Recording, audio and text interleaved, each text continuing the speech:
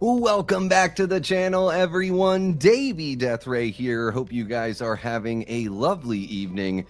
Yeah, just kind of a last minute live here for you guys. You know, honestly, I tried to make the camera black and white, but it seemed to struggle a little bit with that. I'm so curious if we do, let's see here. I want to try it live with you guys and see what it looks like live. Did it change it? Can you guys see? Am I black and white now? And it's so choppy that I'm just going to put it back to regular, but I think the look is cool. Anyways, guys, hope you all are having a lovely, lovely day. I count Friday as the beginning of the weekend. I know maybe not everyone does. I just figure once you're done with your obligations on Friday, that is the weekend. So happy weekend, everyone.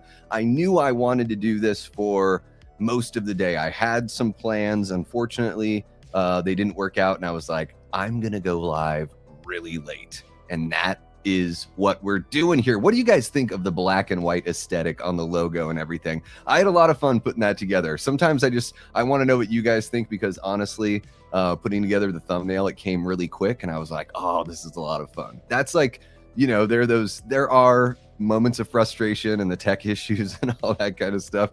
But there are plenty of times when I am like working alone doing this kind of thing where, you know, you do find some joy. So anywho, I'm going to say what's up to you guys. Really, it's just a chill hang. Really, I mean, that's basically what we're doing here. It's just kind of no agenda for me. I don't really have anything to talk about. I did watch the end of Oak Street yesterday with Joe from Media Poop Shoot. I have a review that I'm going to finish editing tonight and I'll have out tomorrow. So there you go. So I'm not going to talk about it tonight. How about that? But you should check out Joe's review if you're curious. He put together a really good review of it. So yeah, check that out. Gosh, what else was there? Ooh, I put out a short, a little Crystal Lake Disney crossover that, man, kind of just like blew my world into pieces. Like, ever since I found out this piece of information, you got to go check out the short to find out. I was just like, I've been talking to everyone about it and not like anyone really cares. But to me, I'm just like, isn't this a wild kind of connection? Anyways, I'm going to jump over, say what's up to you guys, see what's happening with y'all in the chat. I don't have any like, you know, no polls, nothing like that. I figured we could go for about an hour, you know, no big deal. I know it's really late. If you guys want to keep on going for longer than that, I have a super chat goal. So if you want to go for another hour, then 5 super chats of $5 or more, and we'll make that happen. And if not, like, really not a big deal. We're just here to hang out. We got Antonis Andriotis kicking it with us. What's happening, Antonis? One of our great channel members. How are you doing, Antonis? Yo, Davey, is a draw in the final score legal in the NFL? Really, both teams win is legal? Fill me in. I'm genuinely curious. Okay, so, Prince, in the NFL during the regular season, they will allow for a tie, but only after it's been a tie game after the end of regulation, and then they play, I think it's a 15-minute, 15-minute overtime period. They used to do sudden death in overtime, so any score, whether it was a safety or a field goal or a touchdown, would just end the game no matter what, but they changed the rules on that to where both teams get a chance to possess the ball, which I like, especially in the way that kickers have like gotten better and better and everything like that. Like, it just made more sense. But yeah, in the regular season, if there's not a winner after an overtime period, then they will allow a tie. Both teams don't win. It is weird. A tie usually helps you more than it doesn't, because it's not a loss. So usually you'll see that if a team has a tie on their ledger, as long as they're playing pretty good football the rest of the time, they're in a pretty good spot to get a playoff position late at the end of the season, because they don't have that extra loss, especially if that tie game is not within division, because it would help the other team in your division as well. And you're competing with teams in your division. There's like 4 teams in a division. You're competing with those other teams for those playoff spots. There are wild card spots, but really the rivalry is there in the division. That's why you see a lot of hatred, Prince, between, well, not hatred, but you know what I mean? Like, sports fan hatred between like the Bears and the Packers, the Lions and the Packers. You know, they're all in the same division. With my team, with the Redskins, it was the Cowboys and the Redskins. Obviously, you know, the Giants, the Eagles. Like we all hate each other. You know, like I don't really hate fans. I didn't grow up in that area, so I don't take it as personally as some people might. But yeah, a tie is legal, and it usually helps your team. Now, in the playoffs, they just keep on doing overtime until you get a winner. So yeah, they'll just keep on going. But yeah, it is very rare, and we don't like, you know, Americans, Prince, we don't like ties. That's one really big reason why soccer is very difficult for us. I think Americans want a winner and a loser. Like as much as possible, that's what we would like. In everything, that's how we are. Got to work early in the AM, skipping out on this one. Check your Facebook DMs. Ooh, do you have a question for me, Christine, that you want me to answer here? Let me check it out. I might as well. And guys, yes, I know that Planet Dirty is on right now. I was actually just in there minutes before, like as I was trying to figure out some stuff, I was like in there on my phone. They're talking Genesis versus Super Nintendo. It was very difficult for me to not jump into that. Ooh, Family Dollar has $8 or $10 shirts depending on the size. Ooh, these are really cool, Christine. Not sure if you're still in here, but these are really, really cool. I love this. You know, Pennywise, I just started getting into, I mean, not like I ever hated it or anything like that, but I just didn't care too much, but I loved Welcome to Derry. I do. This Ghostface shirt is pretty cool. Let's watch scary movies. And where's that again? Family Dollar. That's crazy. They're all over the place out here in the Phoenix area. I will have to check that out. Thank you so much for the tip, Christine. I appreciate you. I got to do this start bench cut because you look like a really handsome late night talk show host. Oh, thank you so much, Prince. Fallon, Kimmel, Letterman, Myers, and Corden. How do I do start bench cut with 5? How do I do that? I don't like any of those people. Oh, I like Letterman. I like David Letterman. Like as a host and as a comedian and everything, and he was the first like late night host that was sort of off kilter.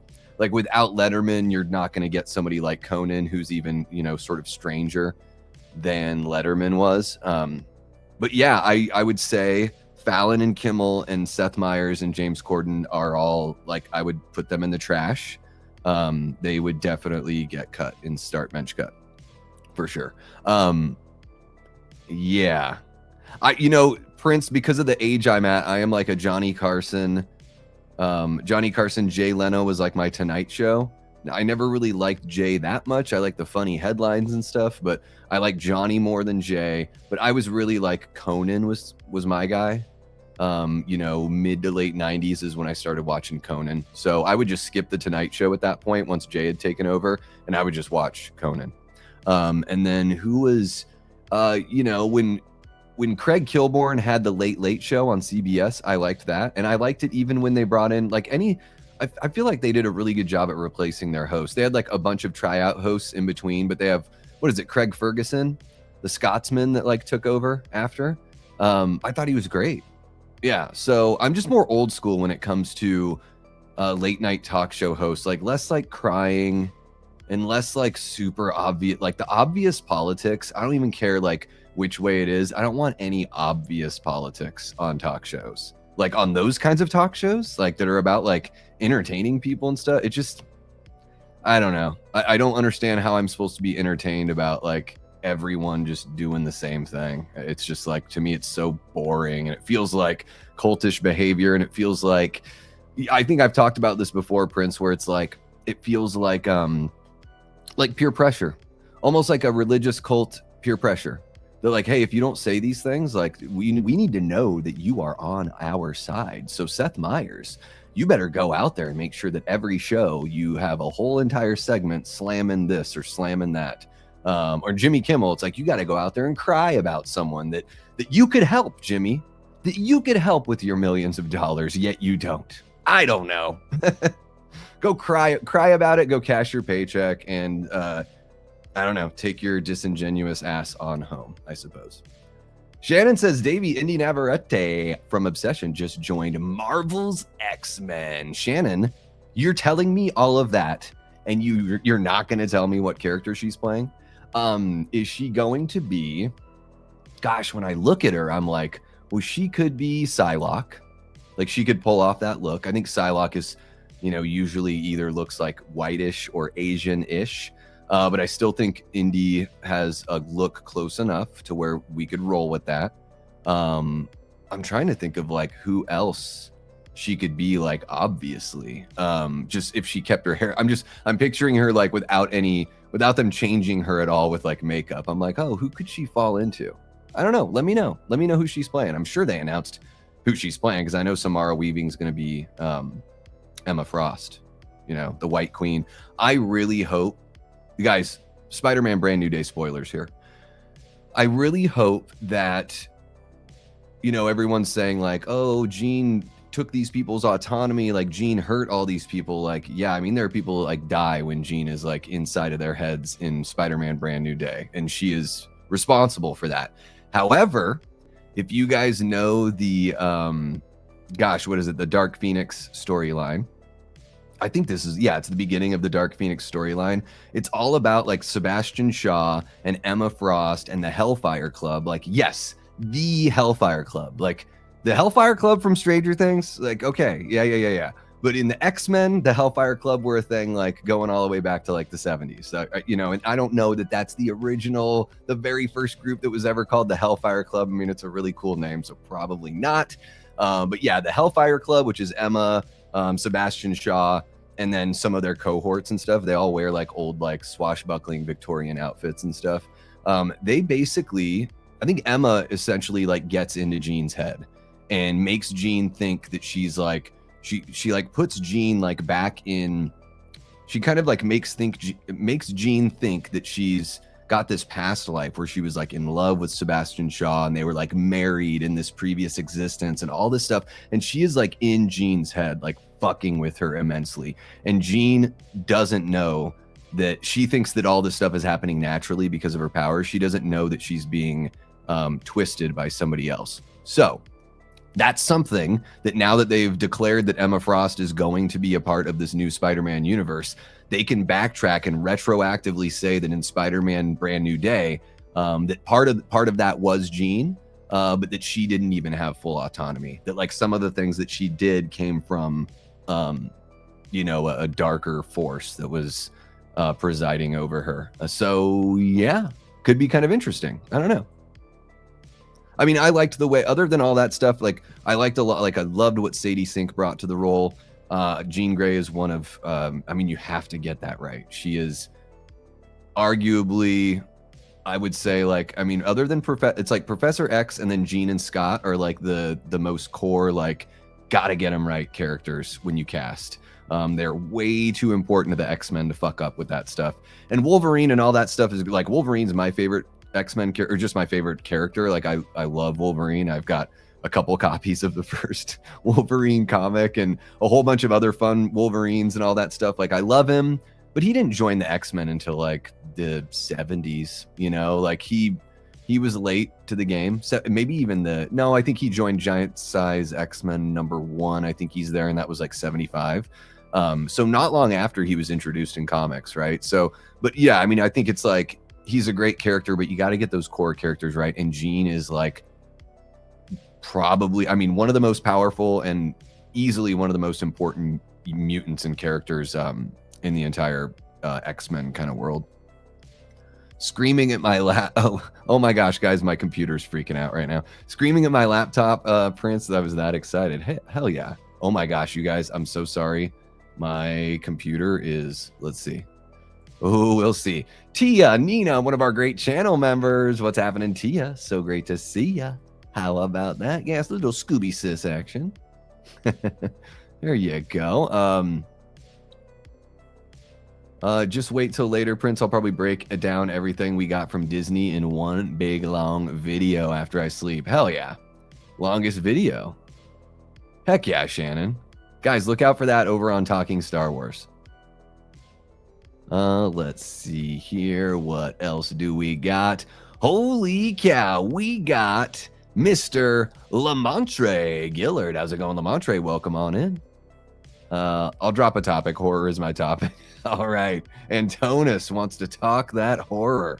Aaron is awake. What's happening, Aaron? Welcome on in. One of our great channel members there, Mr. Super Tenor.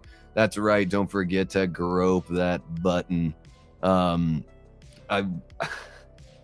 Thank you so much for the how did you know? How did you know that I needed to grow today? I don't know what that means. Is it hair? Is it something else? I'm thinking it's hair based on your icon there. Welcome on in, Twitch. We got Ryan West, another one of our great channel members. What's happening, Ryan? Welcome on in. It's official. I'm now entering the hockey fandom. Go Maple Leafs. All right. Well, that's random, but okay. They do have a really cool, they got a cool look. I mean, picking a Canadian team is, you know, it's Canada's sport, but it's been a really long time since Canada's won a cup. I think the last Canadian team to win a cup was 92-93 Montreal Canadiens, I believe. That was the team that had Patrick Waugh was behind goal or in front of the goal. And then I think Eric Desjardins was like in there. I'm trying to think of some of the other players that might have been. I can't remember anyone else on that team, but that was a really good team in the early 90s. The last Canadian team to take the cup. Time for you to get in there too. You want me to get into the gym right this second? I can't do that. It sucked. Like, so what I do is I really, Ryan, I don't, you know, I'm not like a hardcore like lifter or anything. I walk, I do dumbbell exercises. Like, I just don't get too crazy about it. I spend a lot of time with my hobbies and with other things that don't provide me the ability to really, you know, dump a lot of time into that right now. But also because of something that I went through medically, like I wasn't able to work out for, it was just like a week and a half where I wasn't able to work out because of a medicine that I was on. So getting back into the swing. But yeah, I'll never be jacked. I'll probably never even attempt it. Let's see what else we got here. I didn't even say hi to Joe. I talked about him earlier. What's happening, Joe? One of our great channel members and Death Squad mods. Welcome on in. What's happening, Matthew? No worries, man. It is very late. So thank you so much for popping in and saying what's up. Disney once did two cult classic horror movies in the 80s, The Watcher in the Woods and Something Wicked This Way Comes. I remember Something Wicked This Way Comes. I do remember that one. Did I watch that invaluable documentary on Evil Dead yet? There was also one for Sam Raimi. I don't know. I don't think I've heard of that before. Is that like a series of documentaries that they're doing? This is the first time I'm hearing about it. Yeah, you know, the rules are just all sorts of crazy in the NFL. They always change rules too. Like every year there's just like a little tweak, you know, to be made. So, yeah, I would, you know, I'm sure if you asked like Google about rules, they would be able to clear it up for you, put you to sleep. But what do you mean, Tia? I'm just as articulate and knowledgeable when talking about sports as I am when I talk about movies, which is somewhere in the middle, maybe a little more towards the knowledgeable side, but not like total, you know, savant or anything like that. Michaels has a cool green skull with the red brain eyeballs. Looks pretty good. Had to get it. Oh yeah, Michaels has some good stuff for as far as all the decorations go. I don't really talk sports unless it's WWE. Man, I'm so old.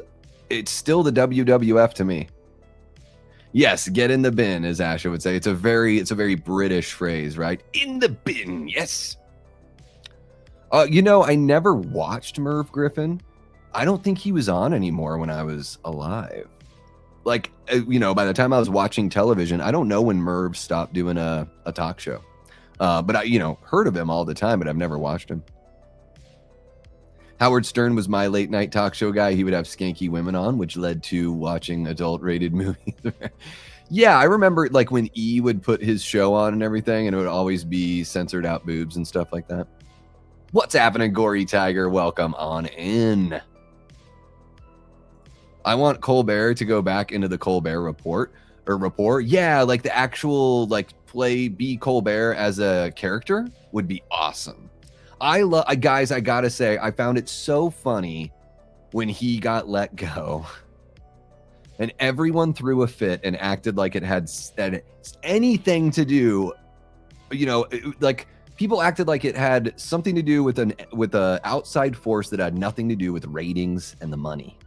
Guys, these networks don't make moves because any politician wants them to. They looked at the numbers and they're like, fuck, we're paying this guy a lot of money and we're not making money on his show. Like that's partly their fault for giving him so much money to begin with, or, you know, whenever they struck that deal. But rest assured, if they were making money on Stephen Colbert, he still would have been able to do his show. But it's very cute. It's cute when people go out there and they say it's because this thing, it's not because of the real thing, because then they get to like act like a victim, and then they get to like pile on and you know, to this entity that they give a lot of power to every single day when they wake up. Guessing game for Davey. Yes, she's Rogue. Huh. I don't like that. That's no, fuck, no, what the, no, I mean, he's great, but what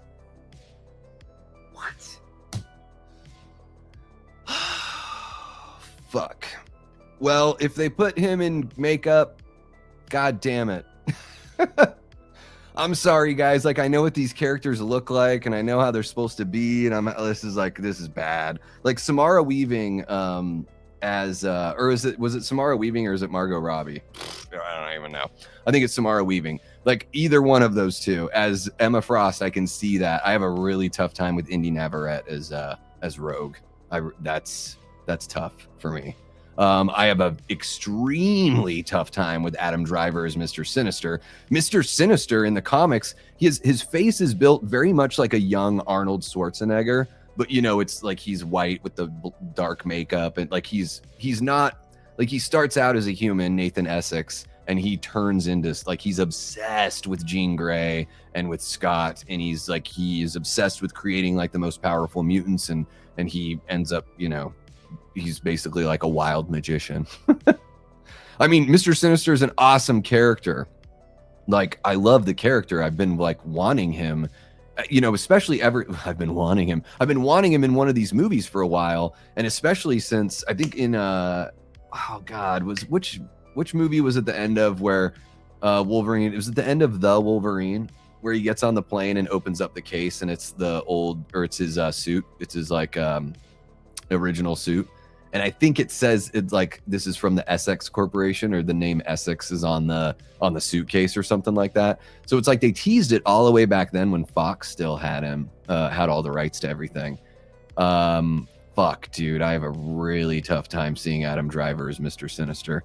I mean, somebody like Jacob Elordi would be able to, he looks more like Mr. Sinister. Like, they can't even find someone that like has the right face. I mean, at least Adam Driver has amazing chops. Like, he is an awesome actor. If they can make him look like Mr. Sinister, then I'm cool with it. But if it's just stunt casting because he's so good, then I think we could find somebody that's so good and looks like the character.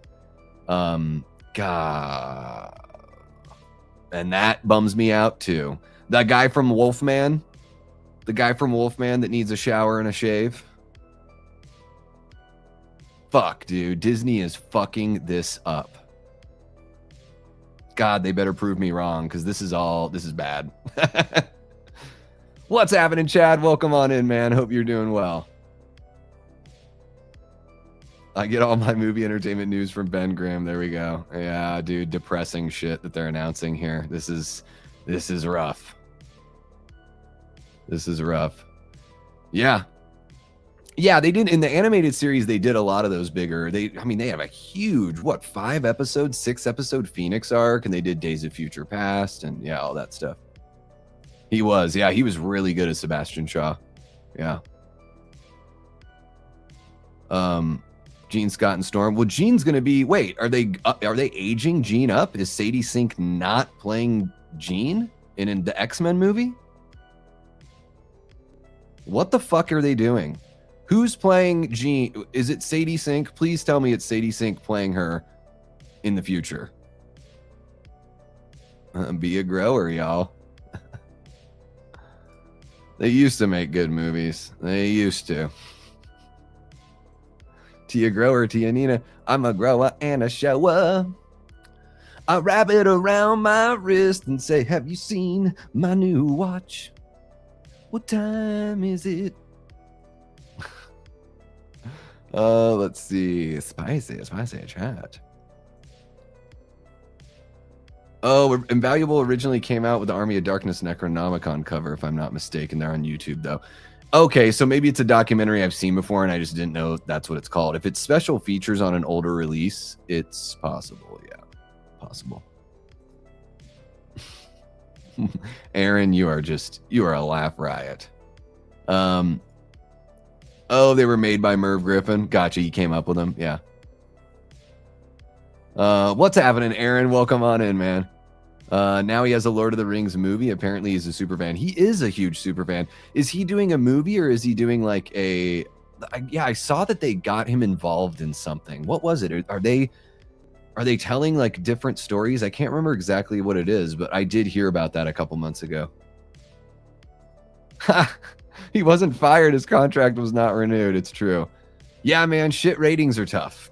Like, shit ratings are tough, and to go from David Letterman to Stephen Colbert, that's like a pretty steep drop-off as far as late-night talk show hosts go, because there's nothing about Stephen Colbert. Like, Stephen Colbert doesn't have a personality like David Letterman or Conan O'Brien. Like, he just doesn't. Like, he doesn't have much of a personality.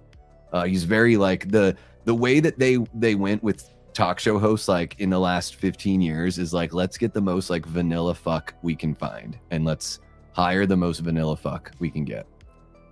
Yeah, he's pretty terrible. I mean, James Corden might be the worst. Seth Meyers might be the worst because he doesn't even get dressed up for his show. Seth Meyers dresses like me, and he was on NBC. Is he still on? I'm like, dude, could you dress like a grown man for your $1 million contract show? Like, that would be amazing. Like, if you could wear a suit, that would be really cool, bud. You are a late night talk show host. This is NBC. You know, stop dressing like a...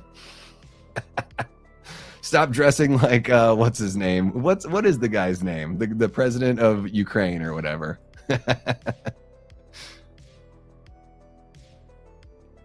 No, Ryan. Ben must have a privacy setting to where you have to click all chat to see him. It's the same with me. If I don't click all chat, I don't see Ben. I don't see Aaron. Dude, Mr. Sinister, Tia, is fucking awesome. And they're going to fuck him up if they don't make Adam Driver look just like him. If they just make it like, oh, it's just Adam Driver, but we're just calling him Mr. Sinister. Fuck. Like, we are fucked. Like, I know, I'm already like I am so up on this right now. I'm like looking for a weed pen. I'm in a crisis, guys. This is Shannon. I appreciate you sharing the information. I didn't expect that if you told me an hour ago that I would find out that Indy Navarrete and Adam Driver were cast in the new X-Men movie, I would be like, oh, this is gonna be so cool. Fuck. Okay, what else you guys got? What's funny is I didn't know she was Rogue, but I imagine her cast as Rhea. She looks nothing like Rogue. Fuck, it's such a bad cat. Oh, god damn, dude. Like, I'm sure that they can do the voice. Like, does Indy Navarrete seem like a sweet Southern belle? Like, does she like look like some like Southern belle? No. Like, she looks like a hot millennial, a hot Latina millennial. She looks like nothing like somebody that is from... I don't know. I don't see it. It's just bizarre to me. It's just bizarre. I just got home and heard the news about the X-Men casting. I'm super excited for 2028. We got this, Ghost Rider and Black Panther 3. Yeah. Ghost Rider might be the best movie out of all of these just because Ryan Gosling actually cares. Let's see if they can get me to care about Ghost Rider. Black Panther 3, I don't really care. I mean, whatever. Like, Black Panther, as far as like comic books go and all that, like, Black Panther was the biggest nothing burger until the movie came out. Like, no one cared about the comics ever. Like, I never heard anyone talking about Black Panther comics when I was a kid. And regardless of race, religion, or anything else, I never heard anyone talk about him. Like, I knew who he was. But there were more kids that I knew that were into like Static, you know, like that he was like a brand new character like in the 90s. What was that? I think it was a different comic company that did that at the time, or maybe it was like an offshoot of DC. But dude, Fantastic Oracle, welcome on in. I am depressed over hearing some of this news so far with the casting, and I'm worried. I'm genuinely worried because Marvel does under the bar work. Like, to me, Marvel doesn't reach the bar enough anymore. So, well, that would be fucking great. I think he's a little too old. It's like Christian Bale 20 years ago would have been great for Mr. Sinister, but that's why Jacob Elordi would be awesome. Somebody that has a chiseled square jaw would be super cool. Like, Adam Driver is such an amazing actor, but he's got this like lumpy potato shaped head and all of the features. He's like, got a very distinct looking face. Like, it's a great face for an actor because it's so, he can play the everyman, but he's handsome enough to play a lead, you know, but he does not look anything like Mr. Sinister. This is depressing.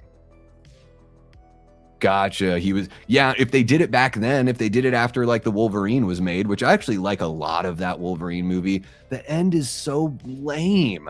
Like, everything else is great. Like him being in Japan and like dealing with the gangs and like all of that. I love that stuff. Like James Mangold did two really, I mean, Logan is like completely awesome. Like James Mangold did that one as well. Like, that is an incredible comic book movie. One of the best I've ever seen. And then I would say The Wolverine, man, if you don't turn the Silver Samurai into a fucking transformer, you got a really good movie there. The one chick that played like Snake Lady, whatever the hell her name is, like that wasn't too cool.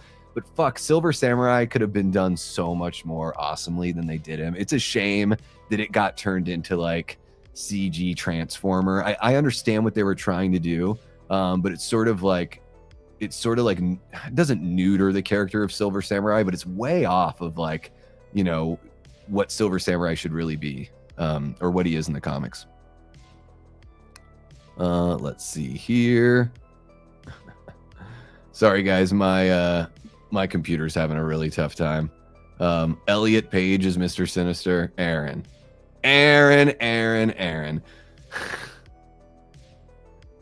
Oh my goodness. Let's see what else we got.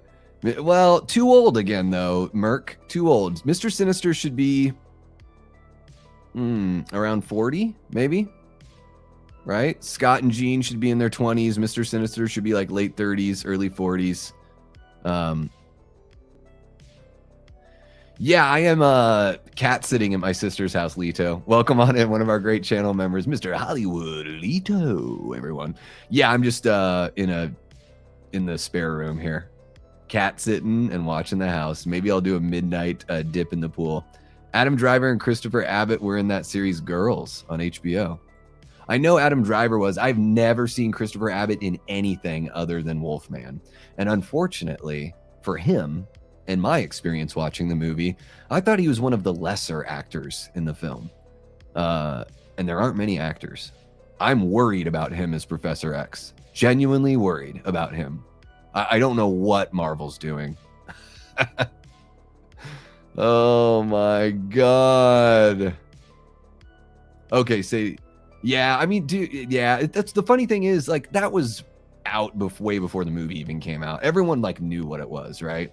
Like, oh, we got Sadie Sink is in the movie, and she's a redhead, and then they show the character, and they had those muted greens and yellows, and that's, like, what she wears when she's, what do they call her? Like, Miss Marvel or whatever is one of her nicknames in the early X-Men comics. And then those colors from her Miss Marvel outfit ended up being colors for not the Dark Phoenix, but the regular Phoenix, when she wears the green, yellow, and black as the regular Phoenix. So I liked all that stuff that they did in Spider-Man as far as all that goes. And I liked that it was from her sister's like scrunchie that she got it from. Yeah, if they changed that, welcome on in, Zach. If they changed that, I would have freaked the hell out. Tell Media Poop Shoot 2, just put it in the chat. Moderate. What's up? What needs to be put in the chat? What's going on? The all messages thing? If that's what it is, I don't think the mods can change it, but maybe or you're talking to me. Last movie I sailed. Texas Chainsaw: The Next Generation. Oh, too much fun. Too much fun. Oh, thank fuck. Thank you, Ryan. Thank you everyone for checking that out. What's up, Gaz? How are you doing, man? Gaz here, some dropping a New Zealand $2. Hey, bro, long time just playing Red Dead Redemption. So they'll let you guys have Red Dead, but they won't let you have Halloween, huh? Damn. I didn't know that are the Aussie and New Zealand governments, Gaz, I don't know if you can answer this for me. Are they connected? Like, because they both can't get the video game, are your guys' governments actually connected? Like, do you guys have your own like parliament, president? I know it's a kind of a dumb question. I could just look it up, but I just forgot to, and then you're here now. Oh, everyone's giving the instructions. Have fun, man. Have fun at the Fan Expo. He's going to do a movie diving into 4 chapters of Fellowship that were left out. Oh, cool. Isn't it right? Is it Samara Weaving? I think it is. It's not Margot Robbie. I mean, I like him on, like, as a regular person, he's fine, Lito. I find it really obnoxious, though, that, like, the talk show hosts are, like, just this political monolith, and they won't stop, like, bitching and crying about it. Like, it just drives me nuts. Like, it's all they care about, and like, yeah, Stephen Colbert was amazing when he was on The Daily Show. And Jon Stewart, The Daily Show was still a way to be political and to get your jabs in, but to like have fun and not like be depressed about everything. God damn, guys, we're still here. The world goes on. Newsflash. And this isn't directed at you, Lito. I don't want you to think that at all. I'm just saying, hey, guess what? When the person that you don't want to be president is president, guess what happens? Your life continues, Stephen Colbert. It does. And then it goes back and forth, and it ebbs and it flows, and these people get their way, or they think they do, and then those people get their way, or they think they do. But really, we're just kind of like meandering like a little bit back and forth between that center line. And no one that would ever get in a position of power to do anything would ever do anything about it. But yeah, I mean, Colbert, just being Stephen Colbert, because he really is Stephen Colbert, but being the character Stephen Colbert on The Daily Show was excellent. He was awesome. Like that. Oh yeah, I don't know. Aaron, sorry, I'm trying to click on your thing. Yeah, to me, it's a huge turnoff. Yeah. Like, if you're a daytime show, it's one thing, but to me, it's... if I'm going to watch a late night talk show host, and it's not like if it's a podcast, that's one thing. But, dude, if it's millions of dollars and you have a whole writing team and you know, this massive production, I think you can dress like a grown adult that's at a grown adult job, for sure. I don't think it's too much to ask. But that's just me. It's just me. Like, I don't like, it's the same thing with like I like when football coaches don't look like they're a mess on the sideline. Sometimes I see a guy who just looks sloppy and I'm just like, I wouldn't want that guy coaching my team. Can't even fucking dress himself or like put himself together in the morning. Fuck. The Colbert questionert is probably the best thing happening in talk show history. I don't know what that is. I heard really good things about that one, Merc. I still haven't seen that movie. She's really good. I think she's awesome. She has one of the best screams I've ever heard. Indy talked about wanting to play Mystique. Well, that would be better. That would be better casting for sure. Yeah, she would be awesome as Mystique, actually. Now that I'm thinking about it, and they need to put, I'm so like the whole naked Mystique thing. Like, I don't even know if that's really a thing in the comics, like very much. It may have been a little bit. I think it was a cool look that they chose to, you know, do in the first X-Men movie. It was so different and like daring and just like, I don't know.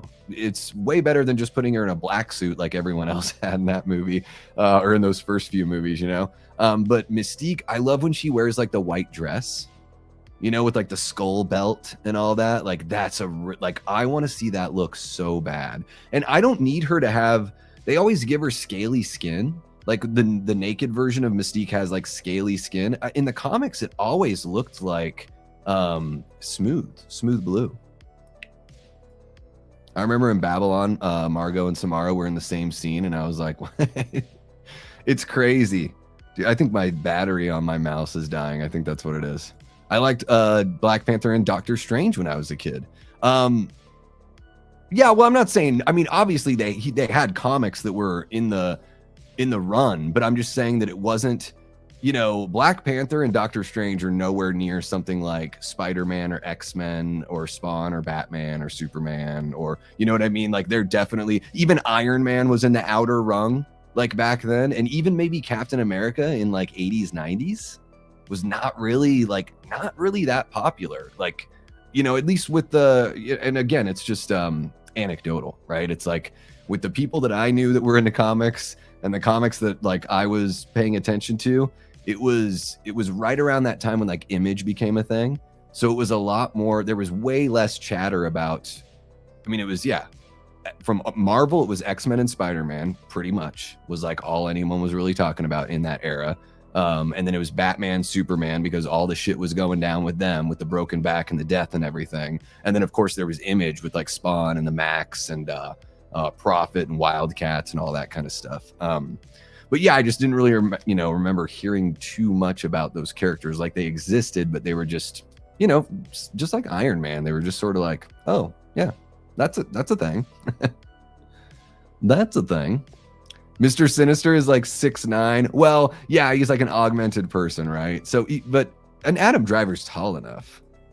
I'm just, oh man, I am bummed out about that casting news. Agreed, the Wolverine is kind of underrated, not talked about a lot. Yeah, it's Zach, the thing is, man, when you end your movie on a bummer of a note, and not like a bummer, like it's not a happy ending, but when you end your movie with like the way it ended, yeah, it's tough for people to walk out feeling really great about everything, even if the first hour and 20 minutes was great, Scarlett Johansson is rumored to play Poison Ivy for the Batman 2. Okay. Interesting. I think she might be too old. Is she supposed to be like the same age as Robert Pattinson? I feel like there's a pretty decent gap there. I don't know. What's happening, Izzy? Welcome on in, man. Welcome. I'm trying to think of who else would play Poison Ivy. Is that really where they're going with Batman 2? Is Poison Ivy, is she going to be the only villain? Are they going to bring the Penguin in? I hope they bring the Penguin in. That Penguin television show, talk about great casting. Joe from Media Poop Shoot, if he's in here, he knows, because he's the leading penguin enthusiast. Leading penguin enthusiast, Joe from Media Poop Shoot. Yeah, man, that Penguin TV show is fucking incredible. That was some amazing casting right there. And a really great transformation. If you told me, so hey, if they can do something like that with Adam Driver and they can put him, like, I mean, you have to change his face. That's the thing. If you don't change Adam Driver's face, it is not going to look like Mr. Sinister. Yo, dude, I also wasn't a huge fan of the main Transformer design, but that story in the Wolverine, holy shit. It is really good. I love it. I love Wolverine in Japan's fucking awesome. Like, Logan and the Japanese culture and that like era of him, of that character is really, really cool. It's a huge part of his character in the comics. And I mean, in the very first issue, I don't think he's in Japan in the first issue of this comic, not the miniseries, but the first issue of the main line. I think he's in Korea. I think it's like during the Korean War, but the whole, like, he spends a lot of time in Asia, and it's he ends up getting together with Lady Deathstrike and all that kind of stuff. And yeah, it's a big old thing. Madam Viper, that's the one. Yeah, I was like Snake Lady. I couldn't remember her name. Jason Smith could be Mr. Sinister. Yes. He'd be an older Mr. Sinister, but yes. Didn't they blew their wad with him and Morbius, didn't they? Elliot Page could play Tattoo from Fantasy Island. Oh my god. Well, they could have Elliot Page play Morph, I guess, because they've turned Morph into non-binary in the cartoon. I mean, Morph in the original, Morph was created for the original 97 or 90s cartoon. It's not 90. It wasn't 97, just early 90s. He was created for that cartoon. He was just another shapeshifter, and they needed a character that they could have like taken away from the team that wouldn't be a main team member in the cartoon. And I mean, in that show, Morph is a guy, and he's a shapeshifting guy. So to me, it makes just as much sense to make him an in-between as it does with Mystique. Like, what? So why is Mystique a woman? You know, but whatever. It's just animated show nonsense. What can you do? Ooh, I've not seen Possessor. I've not seen a Brandon Cronenberg movie. I love David Cronenberg movies. How's Brandon? Which one is the best one, Ben? Where should I start? I wanted Sadie to be Hope Summers, same colors. Gotcha. Is Hope Summers the daughter? Not connected, got our own prime ministers, but in some cases, Halloween game, for example, we get tarred with the same brush. Oh, God. So it just happened to be that both countries decided to not allow the game. Gotcha. Current punk music obsession. New Junk City from Georgia. I'm actually going to see them next week. I think it's Tuesday. They're coming out here to Phoenix, and can't wait to see these guys. New Junk City. They're pretty awesome. I've been diving back into, I think the album's called In Recovery. The band is called Inspection 12. It's a very old record. Unfortunately, I believe the band broke up because like right before the record came out, their drummer, who was, I think he was only 18 or 19 when the record came out, and he got killed in a car accident. And it's really sad. The record's really fun. I think it's called In Recovery. The band is called Inspection 12. Prince, this isn't punk, but I do want to let you guys know I always listen to, you guys asked me about music like a month and a half ago, somebody did, and I totally forgot. Like, I think I was typing out like songs to listen to or albums. I listen to, whenever I'm like, you know, editing a video or something, I like to listen to something that doesn't have words, because when I'm editing the video, I need to like hear the, you know, what I'm saying, so I can, you know, cut out all the mistakes. Well, not all of them, but as many as I can find. And I listened to a band called the Mini Bosses, or maybe it's just Mini Bosses. They're from the Phoenix area. I found them like years and years ago. They do video game covers. They have an album called Brass. I think they have Brass too, but the original Brass is my favorite. You can find it on YouTube. They do like Castlevania, Ninja Gaiden, Double Dragon, Metroid, Super Mario Brothers 2, Akari Warriors, Blaster Master, Contra, Kid Icarus. There's like a bunch of old school games, and they do it like a progressive rock. It's like if King Crimson and Iron Maiden came together and decided to like do 80s video game music. It's really good. The arrangements are very thoughtful, very beautiful. They rock. They fucking like, they really like, they're loud, they're aggressive, like all that kind of stuff. And the way that they make their medleys is really cool, because they're picking music from all, like the Castlevania song is like 6 minutes long, and they do all the music from that original Castlevania game, but it's not like they just play it in order. They mix it up and match it like the way that they want to put together a one piece, a cohesive piece, which I really dig. There's another cool band like that called Bit Brigade. I don't know if Bit Brigade's still doing their thing, but what's really cool about them, they would play these conventions. They would do live shows at a convention, and one of the band members was like their buddy that would be on stage playing the game. They would display the game he was playing on a big screen behind the band. So he's sitting there playing the game, and they play the music to match the game. So he plays the game start to finish. They play the intro, all that stuff. They'll even do like the you finished the level little like music interludes and all that kind of stuff. Bit Brigade, super fun. But Mini Bosses, those guys are my jam. Yeah, Colbert Report, that was the way to go. That was the way to go. Yeah. Oh, gotcha. Oh, gotcha. Yes. I know, Ben. It's, well, and the thing though, Aaron, is your profile does it too. So people might not be able to see you until they put all chats. At least for me, Aaron, and it's only you two guys. It's only Aaron Click and Ben Grimm that I know of, as far as like people that haven't blocked me, because there are those people out there, of course. Yeah, it's when I go into a chat, I have to, even if you guys are there, I won't see you until I do all chat. Favorite foreign horror movie in a different language? So it doesn't count if they've dubbed it. Is that what you're saying, Antonis? I want to make sure I'm being clear. Favorite? When Evil Lurks. When Evil Lurks. That's the first one that pops into my head. It was my favorite horror movie of 2023. Damien Rugna, man. Argentinian to the max. It's so crazy. Like, I grew up studying Spanish in school, like, you know, regular school, and then in college. I love the language. I think Spanish is so beautiful and makes so much sense to me. I'm not as well practiced, you know, as I used to be. But it's, you know, watching When Evil Lurks and hearing that Argentinian, you know, it's their accent for sure. It's going to be different than the accents that I'm used to hearing.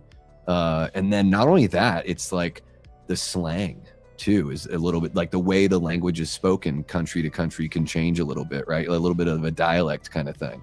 So just like the way the words spill into one another. When Evil Lurks is amazing. I mean, it's a great movie. A fantastic movie in any language. Mystique looked amazing in the OG movies, but fuck, the X-Men uniforms always sucked ass. I was geeked to see the Wolverine we got in Deadpool. He does look cool in that movie. Yeah. I think the suits look really cool in First Class. I think the suits in First Class are cool. I like the way they look in Days of Future Past. Yeah. I like the blue and the yellow. I really do. It's the old school look. It's the original look from the original comics. I love it. And when they do it, I think it's really cool. And then I think it's cool too to do the, you know, when they did Giant Size X-Men #1 in 75, and they gave, you know, everyone has their own suit in that one. There's not like a uniform, so to speak, right?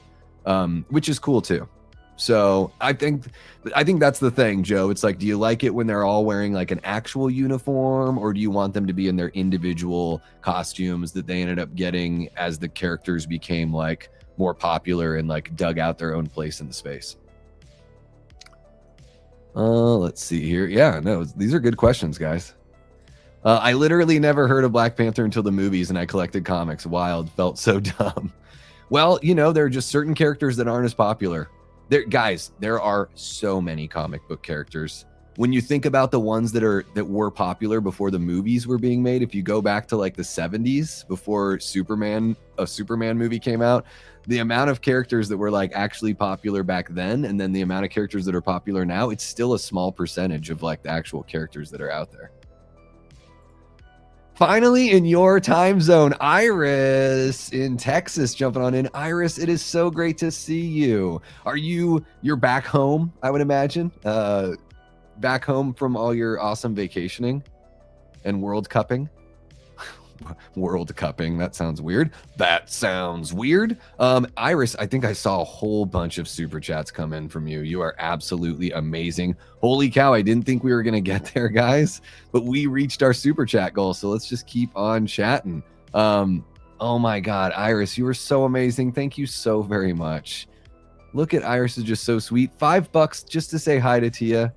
Just ignore these. Okay, last one. Iris, I can't ignore them. Thank you so very much. I'll thank you and I'll move on, but I can't ignore them. Guys, the support, every kind of support you all offer, whether it's on the financial side or whatever, like the support is incredible from you guys. Every single bit of it. Black Panther and Miss Marvel became bigger characters around the 2010s. I remember Storm married Black Panther and that was a thing. And then Miss Marvel was leading the Avengers. You mean Captain Marvel, right? Marvel Girl is what Jean was called, not Miss Marvel. She was called Marvel Girl back in the 60s, or maybe it was 70s. Yeah, I think it was late 60s by then. Or I think she was just Jean Grey, or Marvel Girl is what they called her. Yeah, you're talking about Captain Marvel, I think, or Miss Marvel. Because yeah, there is a Miss Marvel. That was my bad. Yeah, I fucked that up. Storm and Black Panther getting married. All right, cool. So Storm's a queen. All right. I like when Storm and Wolverine together in Days of Future Past. Like in the terrible future, they're like, oh, fuck it, let's just get together. Because like everyone's dead except for us and the kids. We might as well. We're the only ones, Storm. Let's go. Oh, let's see what else we got here. Iris, you were just amazing. I'm just seeing the other. I am behind, yeah. Well, and I mean, yeah, I applaud you for bringing it up. I thank you for bringing it up because honestly, I didn't know anyone, Lito. I didn't know anyone. Like, I didn't know anything about Black Panther, really. He was just like never a part of the major, like the storylines that I was paying attention to, but I missed out. Like Secret Wars was when I was really young and I wasn't collecting comics at that point. I think Secret Wars was what, 88 or something like that.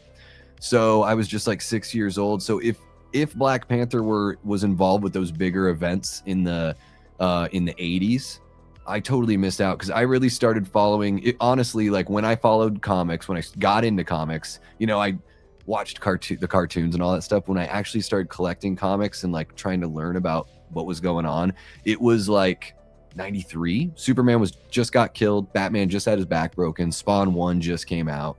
It was like right around that time. Wolverine got his adamantium ripped out of him, which is something we have to see in a movie. Oh my God. If they did Fatal Attractions, like I know there's a lot of really cool X-Men shit to get through. Like you got to do. I like that they're doing Mr. Sinister in a way because like at some point they got to get Dark Phoenix right, but they can't do it right now, you know.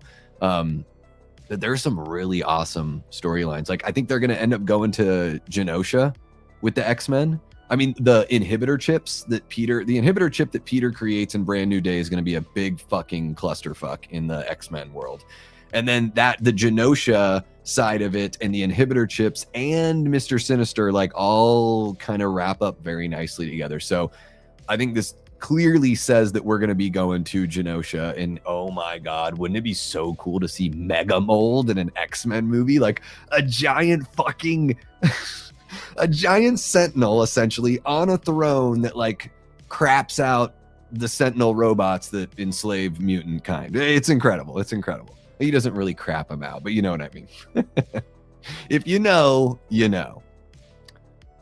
Yes, I did. I saw it last night with Joe for Media Poop Shoot, Aaron, and I've in the editing process on my review. So I'm not going to say anything about it right now. Other than I'll say this, Michael Giacchino. Man. Michael Giacchino. Hats off to you, dude. Holy shit, that guy is incredibly gifted. Oh my God, man. I shit you not, guys. Like, I will look up Michael Giacchino. I'm going to find out what the next movie is that he composed music for. And I'm going to go to that movie even if I don't care about it. Because his music is that good. It really is. It kind of like, I'm sort of beside myself. If you look him up on IMDb, it's like, what the fuck? How does this guy write this much music? And how is it all so good? He's like, he doesn't remind me of Hans Zimmer, like stylistically, but the fact that he can like do any sort of arrangement and instrumentation that he wants and like, and play into the strengths of that kind of setup and instrumentation. It's just like Hans. Like Hans Zimmer could do all keys. He could be all synth and make it work. Like he has had in a bunch of movies. He can use a full orchestra like he did in Pirates of the Caribbean. Or he could do like bluesy American guitar like he did in Thelma and Louise. Like it's like he just does whatever he wants. And Michael Giacchino, fuck, dude, so good. So good. Let's see what else we got here. Okay, there we go. Okay, so I've heard of Infinity Pool, but okay, Possessor. I don't know why. I can't say it. I can't say Possessor. Possessor. I can't say that. I have to say Possessor. The events of Doomsday will lead into Avengers Secret Wars and theater, blah, blah, blah, which really leads us into a new age of mutants and the X-Men. Oh, is that what they're saying on their site? Yeah, so we'll get an X-Men movie in 2028. Yeah. Okay. So they're going to set all that up. Probably by the end of Secret Wars, we're going to have camps for the mutants, unfortunately. Well, I mean, it's just part of the storyline, but you know what I mean? I wonder if they're really gonna, because in the X-Men world, it really is like just like the mutants that get put in camps. Like, I wonder, are they gonna do, you know, are they gonna put everyone with superpowers in a camp? I don't know. But man, the Genosha stuff is dark as fuck. It is really dark shit. The X-Men, man, when Chris Claremont and when those guys, like, when they were working on those comics back then, they were handling some really heavy stuff and handling it very delicately and very well. Yeah. Hope Summers is the daughter of Cable. Oh, gotcha. Comes with the 616 timeline, causes a huge issue, which led Cable to come find her. Okay. Yeah, I wonder if we're gonna get Cable. You know, at some point they'll probably do it, Ryan. I think for now it's probably a bit too much to bring in Hope Summers. But I think Jean is a great way to start. You know, get Mr. Sinister in there. He's obsessed with Jean and Scott. So yeah. There you go. They're just amazing. You guys are just unreal. Unreal, the level of support. Ninja Gaiden is really good. I think the second or third one, maybe even better. I like the punk band, the Aquabats. Are they punk? I mean, I would say ska for sure. Some ska bands are punk. There's a little bit of a mix, right? I love that album they have. Oh, fudge. What's it called? I can't remember the name. As I burp while I'm talking. They're all like on the boat, like looking out, and it's like white and like teal. And it's got the Meltdown song is on there. It's one of my favorite Aquabat songs. So good. There's a Transformers band called the Cybertronic Spree. That's a good name. Did they do like the touch and shit like that? You got the touch. We do try. When I'm modding elsewhere, like I do try. I forget sometimes. But I'm like, I have to remember to put it on all messages when I'm modding because, you know, what if one of the rando trolls gets underneath the radar there? Yes. I would choose Train to Busan. Okay, that's a really good one too. Celebrating 10 years. That's a really good one. Can't go wrong with that. Yeah, I think I just said When Evil Lurks. It was the first one I thought of, and I absolutely loved it.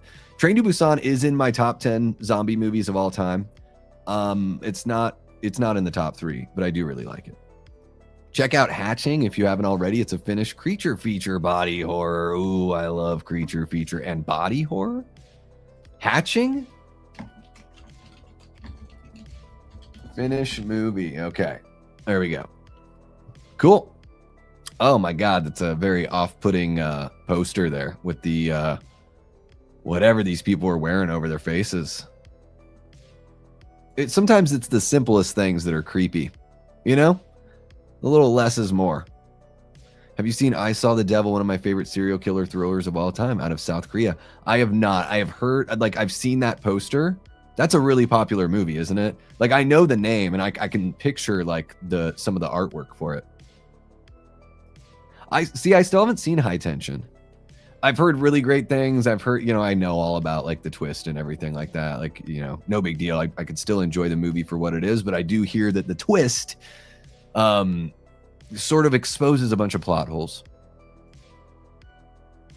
New Mystique suit looks great on Rebecca Romaine. Oh, I haven't seen wait, is she where did because she's gonna be in Doomsday. Gotcha. What suit do they have her in, Ryan? Is it the white dress? I have seen Battle Royale. I have not seen Audition. Yeah, Battle Royale is the one that the Hunger Games ripped off, right? I mean, Hunger Games is like seriously Battle Royale, but not as fun. Drawn out way longer and just filled with extra shit no one wanted. Anyone here like the band Angine de Poitrine? I think they're decent, a little gimmicky, of course. I've never heard of them. What's happening, Russell? One of our great channel members. How are you doing? And Iris, I didn't say it when you dropped all those super chats. I should have. But guys, Iris is one of our lovely, lovely channel members. Wish I liked Captain Marvel better. I wish he was a better character. It's like sometimes characters suck. They have rebooted Captain Marvel so many times.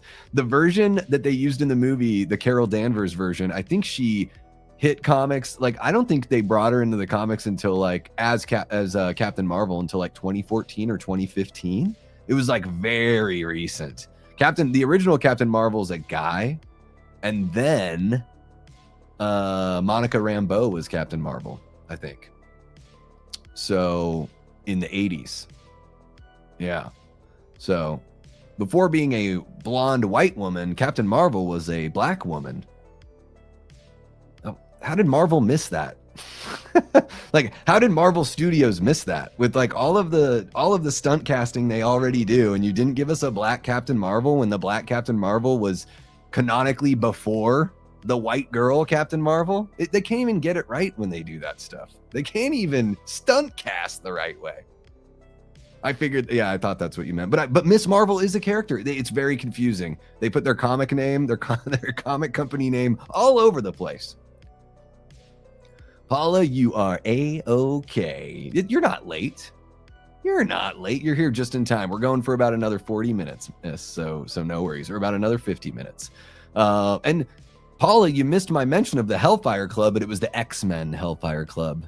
Can anyone confirm, were the X-Men was that the first popular mainstream usage of the name Hellfire Club? I just said that, but not really, because Aaron Click just said it 11 minutes ago. I know, it's kind of ridiculous, right? It made sense with Jean that she was like Marvel Girl, because Marvel didn't have a lot back then. Like in 1963 when the X-Men came out, like they had the Fantastic Four, Spider-Man, and the X-Men. And that was, so you could call her Marvel Girl because they're, she was flagship. I mean, she still is flagship. It's how Rogue got her flying in super strength. She held on to Captain Marvel so long that she stole her powers and put Captain Marvel in a coma. She wakes up around then. What? No. What? When is that canonically a thing in the comics? Because Rogue always had super strength and flight. Is the version I've seen from the cartoon, and it doesn't make any sense for her to. She held on to her so long that she now has her powers forever in perpetuity. That doesn't make any sense. When did this happen, Ben? Oh, what is with some of these writers? Rogue's powers, the powers she steals or absorbs from other mutants, like those have a time limit based on how long she had contact. That's wild. I'm gonna watch your F-14 Tomcat or Friday the 13th. There is not a Gambit movie, but he was in X-Men Origins Wolverine, and then they also had him in Deadpool and Wolverine, I believe. And I think he's going to be in the new, I think he's in Doomsday. Well, yeah, he's in Doomsday for sure. He's in the trailer. So yeah, Channing Tatum's playing him and has played him, I think this is his second time. Taylor Kitsch plays him in X-Men Origins Wolverine. Yeah. She is basically Superman, pretty much. Yeah. I mean, those characters can have flaws. You got to figure out a creative way to do it. But if your characters don't have flaws, like could you tell me what Captain Marvel's personality flaw is? I don't know. Like when a character doesn't have any flaws, it's like, well, what do they have to work on? What do they have to improve on? What are the things, where can their character go because of their flaws? And then also where can their character go because of their strengths? But it's like with Captain Marvel, they have like really nerfed it at least in the films. I've never read a Carol Danvers comic. The Carol Danvers Captain Marvel comics have not sold well in the last 12 years or whatever. It's not a very good revenue stream for Marvel, which is why I think they were so aggressive against fans that didn't like that they were making a Captain Marvel movie. They're giving you something that fans have already said, we don't even want the comics. It's like, so are you trying to increase the value of the comics that didn't sell by making a movie and creating a demand? I mean, on the one hand, okay, respect for trying that. On the other hand, like, can you do that and also not attack the fans?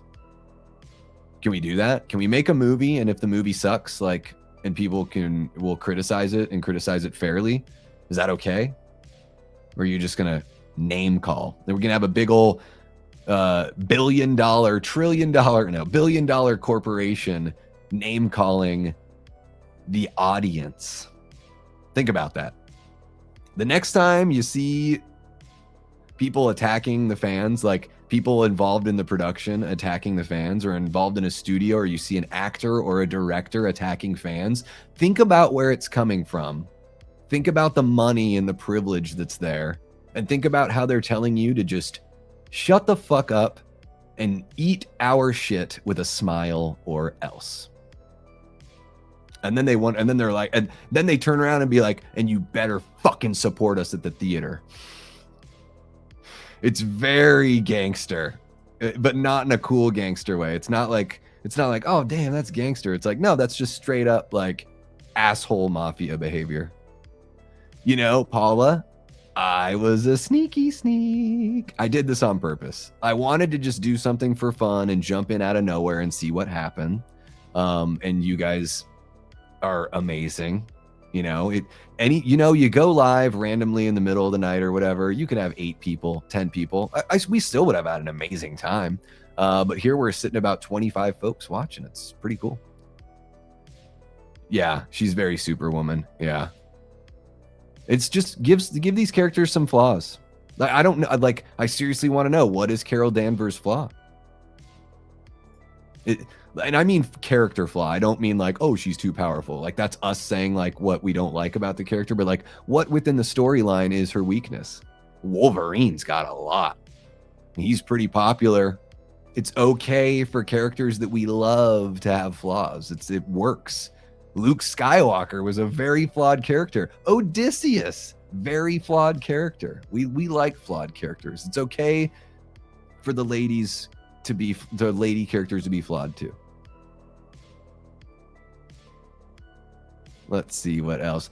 $2 from Paula. What's happening, Paula? Thank you so much. Hi, Davey. Love you. I'm sorry I'm late. I love you too, Paula. And you don't have to apologize for being late. You never do. That's the cool thing. I'm really the only one that can be late, and I was a little late tonight because my computer hates me. But your $2 super chat will put me on the path to getting a new computer, Paula. So thank you very much. Haute tension. I love how high tension is just haute tension in French. That's amazing. I won't name names, but many of the busier composers in this town use a team of composers. Oh shit. They don't actually write all the music in the film, even though they certainly claim to. Damn. Please don't tell me that's true for Michael Giacchino. Please don't tell me that's true. I mean, if he has a writing partner, I'm cool if you have a writing partner, but for whatever reason, for business purposes, he just gets the credit and you like pay your guy with an LLC or whatever. But yeah, damn. Well, I hope it's not I always, musicians that can, and I'm sure you get this, Lito, as a composer yourself. The musicians that I've come to value the most are the ones that can do whatever they want. When I think of like Queen, that's a band that could play any style they wanted. They did arena rock, they did R&B, they did soul, they did, ragtime, like seriously ragtime. They do like epic, concept rock, like Bohemian Rhapsody, like rock opera kind of stuff. And then like Prince.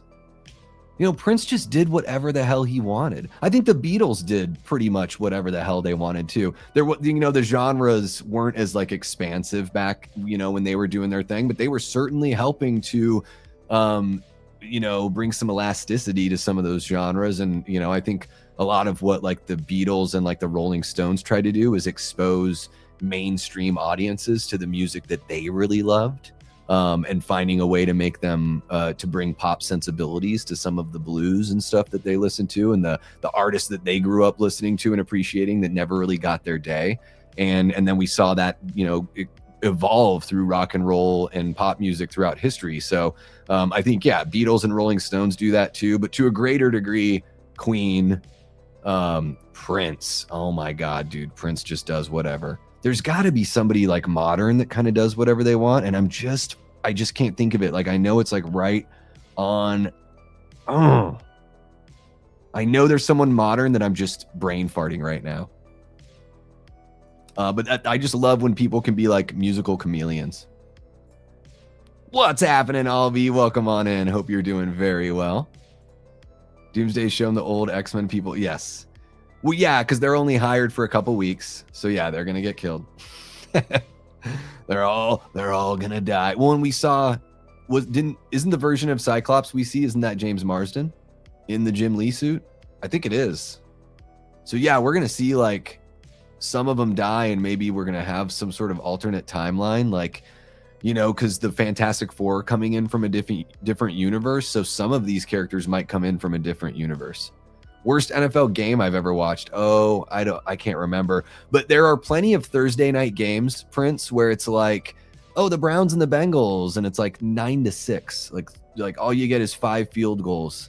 And that can be an exciting game. A 9-6 game can be exciting if there's really good defense. They're like, there's turnovers that are being created by the defense and that kind of stuff. It still can work, but sometimes you can be like, I feel like I've seen this game before. So I can't think of one. Like, I've seen way too many football games. Yeah, too many. It is a classic. It's a heartbreaker, man. Should be on Tubi. Perfect.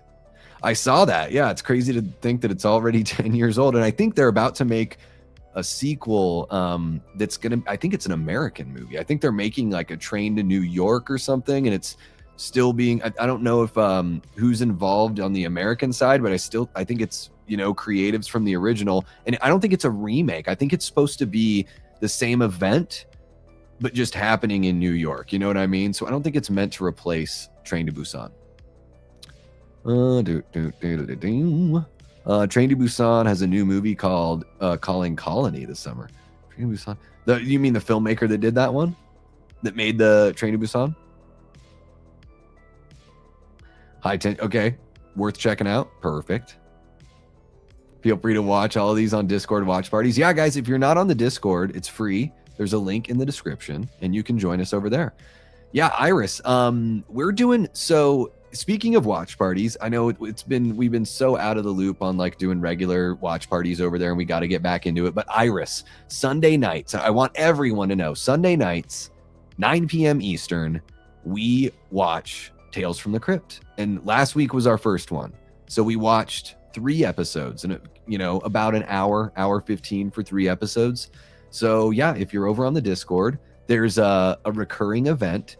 So you can click on the event tab in the Discord server, and you can, you know, click the little button that says RSVP, or, you know, that you're interested or whatever. And then you might get a little alert when we finally go live for that. But yeah, I love Tales from the Crypt. I can't get enough of it. So there you go. Isn't most of them are in there? Oh yeah, well, I know you're talking about, because what's his butt? What is it? Joseph Quinn? Is that his name? Yeah, I guess it did kind of work out that way. Well, they're really good performers. I want to see Joe Keery in another big movie. I want to see, I've got a crazy thing. I don't think Joe Keery could, you know, I don't want to see a Big Trouble in Little China remake, but I think Joe Keery could kind of be, you could sort of make a movie that has that spirit. He's got a little bit of that Kurt Russell sort of thing going. Just the attitude, and he's got great hair, but just the whole attitude of it all. There's the humor there, but also the leading man of it all. Great until the 3rd act. Yeah, I heard it's just one of those things where it's like, wait a minute, there was a lot of strength being exerted, and it doesn't seem like the strength being exerted is now very possible. Oh, then it's a good thing you're late, Paula, because I was talking spoilers for Brand New Day. Biggest positive take on the Masters of the Universe reboot? It was so much fun, and it just like relaxed, and like the tension between Tila and Adam was really good, and really like natural and playful and cute, and felt like a little bit of a throwback to the 80s. Like, yeah, the gals get to be the gals and the guys get to be the guys, and it just felt a little old school. I liked that. I liked it so much. Yeah, man, it's a really long movie. It's 2.5 hours long. I think that's the biggest detriment for Masters of the Universe. If they made it like a good, nice, tight 2 hours, like there's, you know, then you would trim any of the unnecessary fat. But they make a really good use out of the 2 hours and 20 minutes. Like they really do. Watching it, I've seen it twice, and it didn't feel too long either time. The fucking score's ripping too. The Darkness does an awesome song, but the score is really cool. And they also got Brian May from Queen to come in and record a lead for the main track, like the hero track.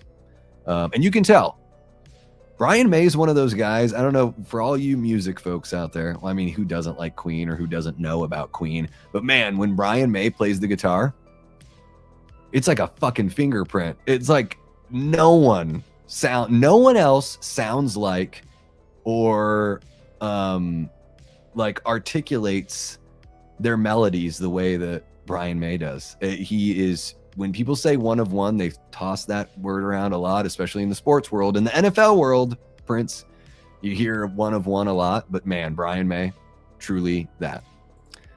Well, that's cool. I like that. Not quite like the comics, but yeah, I mean, I just want some representation of that. It doesn't necessarily have to be the dress, but yeah, I love that look in the comics. If you guys don't know, just look it up in Google. Just look up Mystique white dress. It's a really cool look.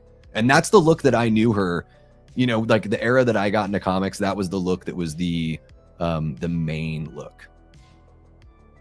Yeah, I still need to see Tokyo Gore Police. Not seen that one. Hellfire Club apparently was a real secret society in the 18th century. Well, that explains why Sebastian Shaw uses that, because he is basically what's eternal, right? So that's why they wear all the fluffy frills, the puffy shirt from Seinfeld and everything like that, Ben. I'm sure you know what I'm talking. I don't know I'd imagine you're a bit of a comic nerd guy since you're talking comics here. But yeah, I love that whole Hellfire Club thing. They just look like aristocrats from like the 1800s or whatever. No, Rogue stole it from... Okay. So gotcha. So in the 80s or whenever they established her character, that's how she got her powers initially, and she just kept them. Okay. So they never go away. That's very interesting. You know, those are the things they don't explain in the animated series, and that's like when I started following comics. I didn't do a lot of, oh my god, look guys, Duncan. You guys see little Duncan in the corner? Little Duncan in the corner jumping up on the bed. Little Duncan in the corner jumping up on the bed. What's he doing? Is he behind me? Yes, he is. He is stab sniffing. Stab sniff. What you gonna sniff next? Little donkey butts hopping up on the dresser. Come on and do it. I see your cat brain doing the math. You did it.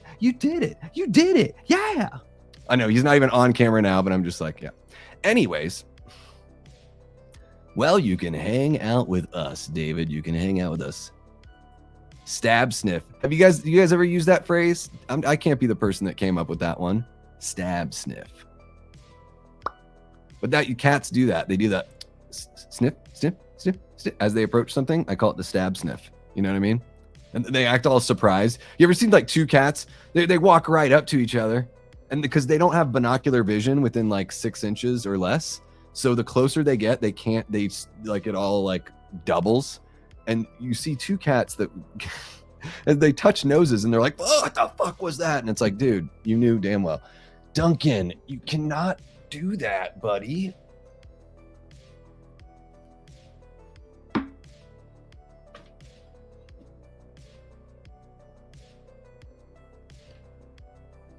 Look at his toes. Woo! Dunkle butts. All right, enough of that. Fucking be a good boy. Oh my gosh. Real history. Hellfire Club was founded in London in 1718. In fictional history, Marvel used it in 1980. Gotcha. But it is, I think Sebastian Shaw is supposed to be from that time. Start bench cut, Hawaiian fruit punch, Baja Blast, customized 7-Eleven Slurpee.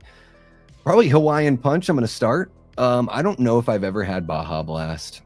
I don't know. So I'm going to start Hawaiian fruit punch. Oh, customized 7-Eleven Slurpee though. Fuck. Okay.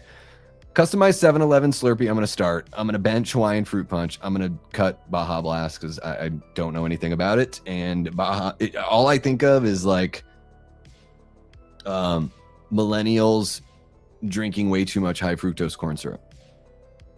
Channing Tate, yum.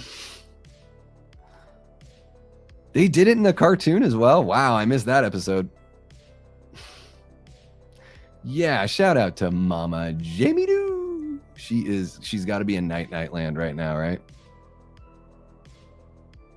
A lot of things in various genres these days differ so much from the original material, but then they say, well, we did say based on original material, so they have an excuse for why. Yeah, and I'm okay with differences, Dot. Like it's always going to be different when you interpret it from like the page to screen, no matter what. Even just a movie that's written just for this, just a screenplay original, whatever's on the page and like the vision that the artist has when they write it or the director, the movie's still going to come out a little bit different than that. You know what I mean? So the thing is, like, when they do the changes, it's like you just got to make it make sense within that world you've created, instead of deciding you're going to do things because you like the idea of doing them. Like, you don't have a reason for doing them. You're just like, I just want it. I want it that way. You know what I mean? Like, tell me why is Indy Navarrete playing Rogue? Tell me why is Adam Driver playing Mr. Sinister? Tell me why. Why are they doing these things? Why not have Monica Rambeau as Captain Marvel, as the first Captain Marvel? I think that would have been really cool. And it was like the early 80s. It was like 82 or 83. That would have been killer. Go down to New Orleans. Black Captain Marvel in New Orleans in the early 80s. My ass would have been in the seat. Like, I tell you what, like, yes, absolutely. Absolutely. Lasai. Well, I don't know what to tell you, Prince. I'll send you his number. No, I won't. Danvers' character flaw, unmarried without children. I had to. It's too funny. Yeah, is her character flaw that she like, hey, sweetie, why don't you smile a little bit more? By the way, like, I don't know. I don't think I've ever heard anyone say that. I know I've never said that to a lady. I mean, but I grew up around women, and there's certain things where I'm just like, yeah, you just don't say certain things. It's just disrespectful. But is that her flaw? Is that she's not like, she doesn't succumb to men or whatever, which is not a flaw, but whatever. I think her flaw is blandness. She did a little bit. She did a little bit. Yeah, she did. Yeah. I just, and with, take all of that stuff out, like, just say, hey, I don't even care. And which is, I mean, that's the way I'm going to operate anyways. I watch Kong Skull Island, and I just, like, her acting is so blank. It's a nothing burger. And it doubly sucks because I think Captain Marvel as a character is kind of a nothing burger, at least the Carol Danvers version. And then, you get a nothing burger actress to play a nothing burger character. And why was the Captain Marvel movie basically the same plot of the Ryan Reynolds Green Lantern movie? Like, why was it basically the same thing? Ugh. French Extreme Film Frontier is about Nazi cannibals. Oh, French Extreme Film Frontier is about Nazi cannibals. Gotcha. Man, if there's one term I could stand for never hearing again, and this isn't your fault, Russell, really it's the people that tried to convince the world that Evil Dead Burn was a top-notch film. The term French Extreme, if I never hear that again, it would be too soon. Or not be too soon, whichever is the right version of that to say. I can't think right now. It's too late. Yeah. The idea that the French somehow invented this genre, it's fucking laughable to me. Like, they're the first ones to do extreme gore or whatever, like whatever we're talking about. Sure. Yeah. Oh yeah. Uh-huh. I don't know. When was the last time the French were the first people to do anything? Probably hundreds of years. I would imagine. It's probably been hundreds of years since some meaningful contributions. What's happening, Wicked Pinto? Welcome on in. In fact, let's just most of Europe. When was the last time you guys did anything that was meaningful? Greece, thank you for democracy. You're cool. The art was cool hundreds of years ago, sure. Well, Picasso is modern, or he's close to modern. But so there you go. Italy's safe. I will be live tomorrow night. Yes, I will be. And maybe, oh gosh, maybe during the day tomorrow. Oh shoot, I might be during the day tomorrow, guys, but we are going to celebrate the fly. Something came up today. I have to take a look at my schedule. Michelangelo is credited for the famous ceiling, but he had a team of artists doing as he told them, not to mention his statutory mill. Is that I've never heard that word before. Statutory. Statutory? Have you seen the crash and burn video the Critical Drinker did about Brie Larson? I don't think I have. I have a tough time with the Doom tubers. Like, I can't, like, Critical Drinker and, like, Nerdrotic and a lot of that stuff, like, I can't do it, guys. Like, I've tried. Yellow Flash, that was another one where I was just like, these guys are just always in a bad mood and they contribute nothing. Like, some of them are writers, like Ethan Van Sciver from Comic Artist Pro. Like, he will talk his shit, but he is a creator and he's made his way being a professional artist, so he gets to talk his shit.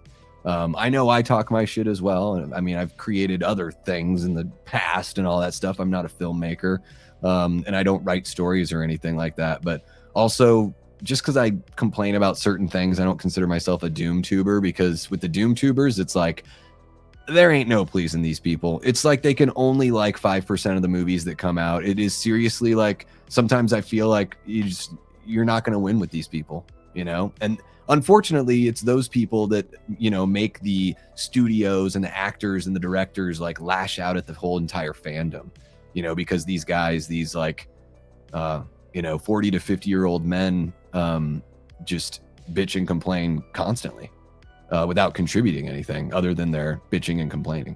And Critical Drinker, maybe he doesn't like totally bitch and complain all the time. I just sort of stayed away from that whole sphere because to me, Tia, I've got enough negativity in me, just being honest with you guys. Like, it's a part of me that I'm going to struggle with. I've struggled with it my entire life, and I will struggle with it for my entire life. Is I have a natural inclination to the negative. I have to try the version of me getting worked up about Adam Driver. That's the version trying to stay positive, you know? That's my one of my character flaws. It's not my character flaw, one of my character flaws.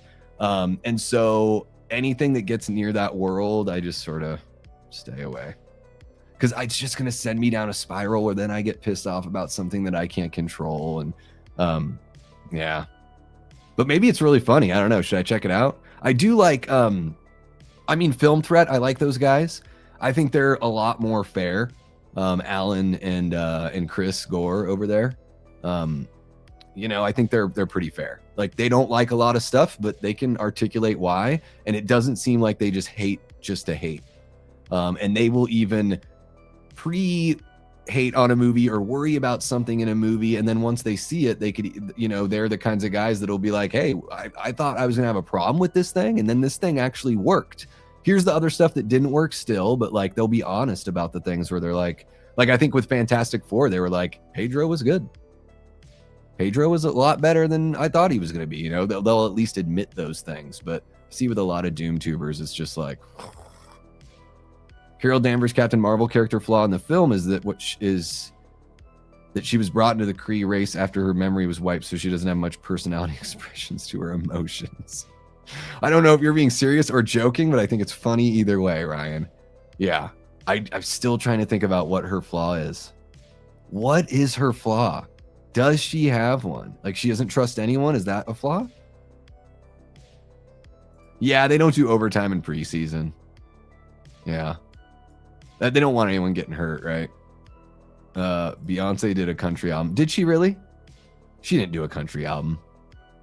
Like, no. Really? Because these hip hop artists do this thing where it's like, well, I have one song that kind of has a little guitar, and I wore a cowboy hat. And then there's a lot of like country music now where it's like, this is just a hip hop track with a guy singing like this, and it's just a hip hop track. It's got a hip hop beat. There's hardly any people playing any instruments, but I'm singing like this. Like, I hear that stuff all the time, and I'm like, oh, this might be on the country radio, but we all know what it is. I'm on one tonight. I am on one tonight. I'm probably pissing everyone off. They don't put the best and brightest on Thursday nights, which is really like, it's stupid because every NFL game I think is like high drama and high stakes. Every single game. So it's just funny to me. It's like, dude, if you put the Chiefs on Thursday, you're going to do bonkers numbers. So why not? In fact, they should be like, Thursdays are our worst games. We need to put our best teams or like our biggest markets on those games that aren't getting very many, watches. Make people want to tune in for Thursday night. A way they really could, Lito, make every Thursday night game a divisional matchup. Beck does do what he wants. It's true. Man, I remember the one time he did, was it Sex Laws? He did a performance at one of the music video awards or something like that, and I think it was Sex Laws. Was that Midnight Vultures or whatever, or is that the name of the album that's on? He came out and did that song, and I think it was that one. No, maybe it was something else. Was it like New Pollution or something like that, or one of the I'm like struggling right now, but his dance moves, he was wearing like this like suede or like velour kind of suit, like they all looked like they were from the 70s on the stage. It was incredible. And Beck's like dorky ass but like cool as fuck dance moves. Like it's a rare crossover when you're like, oh my god, this nerd is so fucking cool right now. Like, I want to be this tiny, he's a small guy, I want to be this tiny guy in this amazing suit, just like cutting a rug here, just looking like you have no business to be like the funkiest motherfucker out there. And that was Beck. It's like, everything about it says like, this guy shouldn't be this, but it's this amazing brain he has that creates this incredible music. Cool. I'm excited. I really haven't read about what, so I've watched the trailer and stuff, and yeah, it does seem like it is a whole bunch of crossover, but I haven't like read a synopsis or like really dove too much into it, because I just figure I'm just gonna go watch it. I know I'm gonna watch it. I have A-list. I know I'm gonna go, and I'm gonna try to have as much of it be a surprise as possible. Sleep Token mixes musical genres quite a bit from my understanding. I don't know personally. It's been a while since I've heard their stuff. I don't think I've ever listened to a Sleep Token song. They're like that. They're like a new kind of prog metal, right? Maybe not. Maybe prog is a little too giving them too much love, but it is a bit more of a, I don't know what to say, orchestral kind of metal. Like them and Ghost, I know nothing about those guys. Let's see here. Train to Busan is overrated. I must need to try to watch it again in its sequel, Peninsula. I don't think it's overrated. I think, I do see a lot of people that like love it so very much, but then I notice, Ryan, like I'm a big Romero guy. He's my favorite, and I know a lot of people that love Train to Busan. They might not really be Romero kids. They might just be like, they like the zombie genre and they like the more modern kind of zombie genre. But I will say this: even though the zombies in Train to Busan are, fast moving zombies and everything, I do think that they were really respectful, taking certain things from Romero that I thought they took very well. And then I did like, fast zombies. It's sort of like, I'm not going to complain about fast zombies. I like when they're relatively slow, because I still think they're an incredible threat when they're relatively slow. What makes them scary are the numbers that they come in and how they can surprise you because they are shuffling and slow. And also, to me, zombies represent the inevitability of death.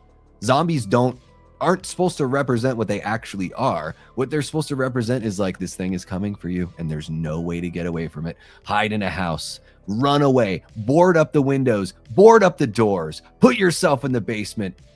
Death is coming. Death is coming and you can't escape it. And that's what zombies mean to me. So that's why it's a lot more, it resonates more with me when they're slow, because they still get the job done. But Train to Busan, I love the stuff that they do with like the lights being off. Like, is that what it is when the lights are off? Like the zombies can't see. I like how they do that, how they like play with the light in the train.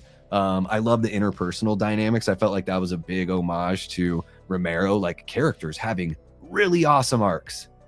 Like, incredible. Two of the main characters in that movie both have incredible arcs, like so worth watching just for that storytelling. Put in interested for next Sunday. Hell yeah. Yeah, just here in a couple days, right? Think people would be shocked, find out some of the names of big composers who've done this. Damn, dude, please text me and let me know. I think it's just hot tension. Hout tension, or yeah, but maybe it did have should have been called cut the tension. Oh my gosh, Paula Fitzhenry. Paula, whatever your middle name is, Fitzhenry. Joseph Quinn does have a nice ass, and yes, he is. And Joe Keery's being rumored to portray Harry Osborn. Okay, I could see that. I could see him as Harry Osborn. All right, yeah. I've never checked out Joseph Quinn's ass. I guess I'll have to. He does do an amazing American accent. I will say that. It's very impressive. Watching him play Eddie in Stranger Things, I thought he was American. I really did. That's who we're talking about, Joe Keery. He's rumored to play Nova. Okay. Well, yeah, I don't want a remake. I'm just saying, like, you could do a movie that has that kind of vibe. And Joe Keery would be a great lead for that kind of movie. He could do that. You could also try to cast Kurt Russell's son if you wanted to keep it as Snake and it's just meant to be just a continuation and not a remake. I mean, Zack Snyder has not, as far as I've heard, it is not. Did they say it's an actual remake? Or is it just another Escape from New York movie? I don't know if we've gotten a full synopsis on what it is. If it's meant to be a remake or if it's meant to just exist outside of it, or a reboot. This composer was trying their ass off to compose the right theme. His right-hand person wrote the theme. The composer took it and told his assistant, "That's exactly what I was just about to write." That is diabolical. That is like something, where have I heard that before? Like in another instance. Oh my gosh, there's something so similar. I mean, I guess King's probably, like, you know, royalty throughout history has probably done that all the time, taking the credit, right? Yeah. It's ridiculous.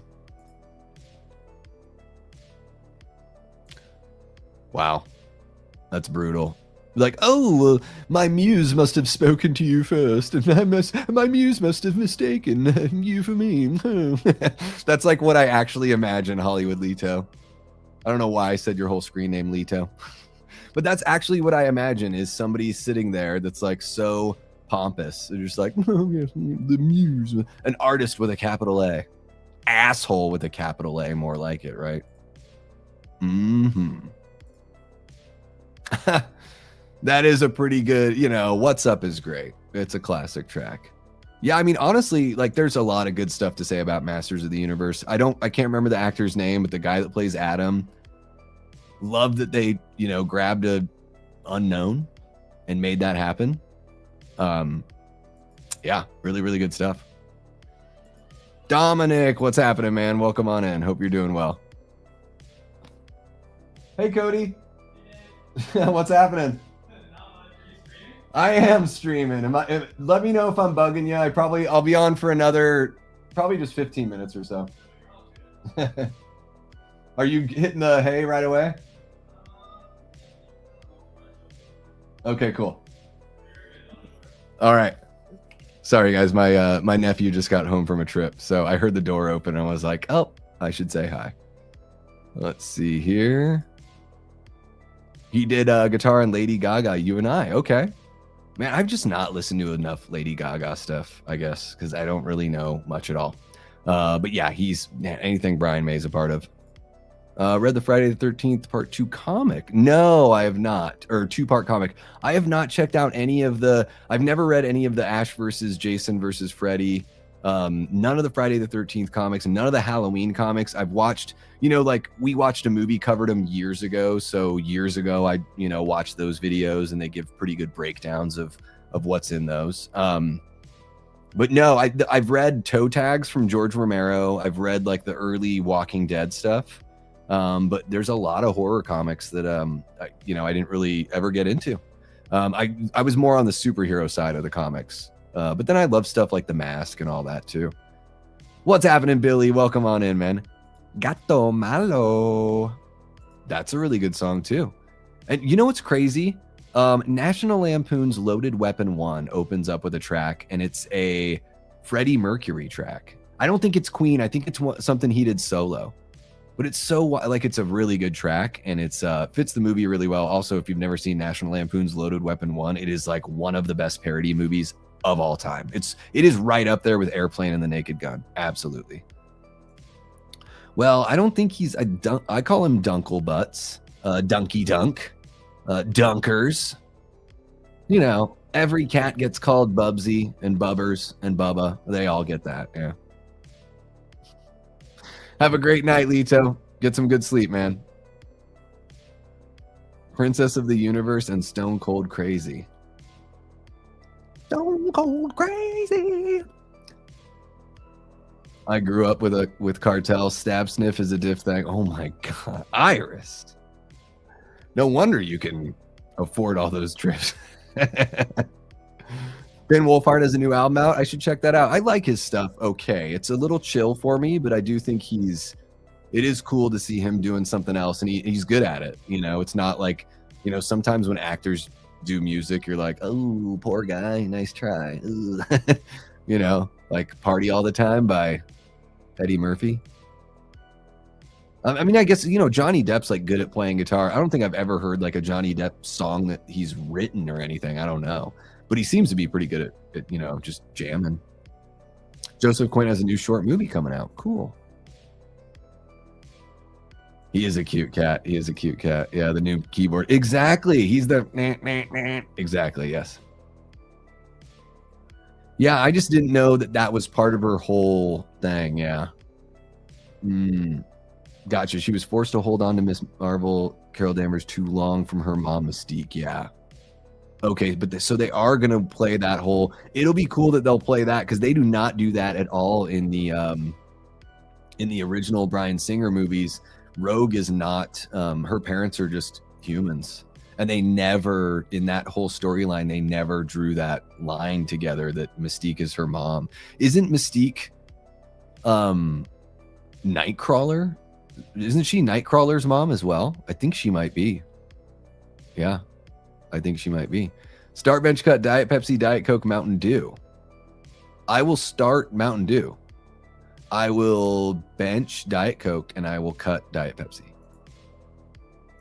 Okay. And aren't there a bunch of different kinds of Baja Blast? It's like, they look so unnatural to me, and they're all like Green Frost, Purple Blast. Like they all have like, or they wouldn't say Purple Blast, Purple Punch. Which, by the way, Purple Punch is a really nice kind of heavy cannabis. Woo. Favorite drama movie? Does Jaws count? Jaws is like every genre. Jaws is my favorite adventure movie. Jaws is my favorite drama. Jaws is my favorite action movie. Okay, for reals though. For real drama, like Rain Man is really good. I love Barry Levinson's Rain Man. Network, Patty Chayefsky's Network. I think who directed that one? I think it was Milos Forman directed that. Am I right about that? Or was it Sidney Lumet? Sorry guys, I have to look this up because Network is one of my favorite movies, and it's freaking me out that I don't know who the director is. Sidney Lumet. Okay. Yeah. Patty Chayefsky wrote the screenplay, and his screenplays are incredible. He wrote a movie called The Hospital with George C. Scott that is unbelievably good. Also a very good drama. I don't watch a lot of drama movies, Paula, but I'm a huge film fan, so I've had times in my life. Like Citizen Kane, that counts as a drama. And Citizen Kane, guys, it's not overhyped. It's not overrated. It is, I'm not going to say required viewing because I think that would, probably turn some people off. But it is one of the most magnificently made movies I've ever seen in my life. And it was made in like 1941. And like it truly is a sight to behold. If you've not ever watched Citizen Kane, it is so very worth it. That's really cool.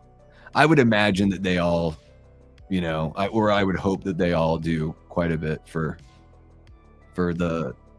any of the lovely creatures on our planet that are having a tough time. Well, it just depends. Not everyone's not every comment from every person gets read every single time, Russell. So yeah, I don't know what to tell you, but I if you think that you're the only person who doesn't have every comment read, then you're definitely wrong.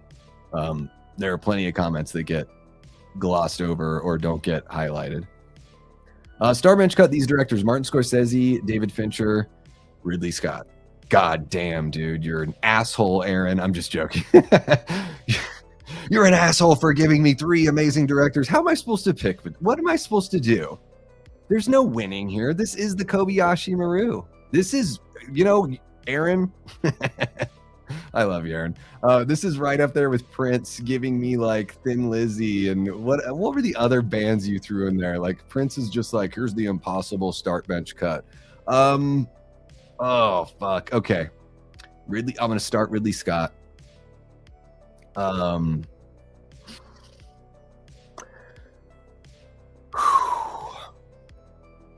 gonna start Ridley Scott. I'm gonna bench David Fincher, and I'm gonna cut Martin Scorsese, and that really sucks because I really do love some Martin Scorsese movies. Ridley's just kind of got me.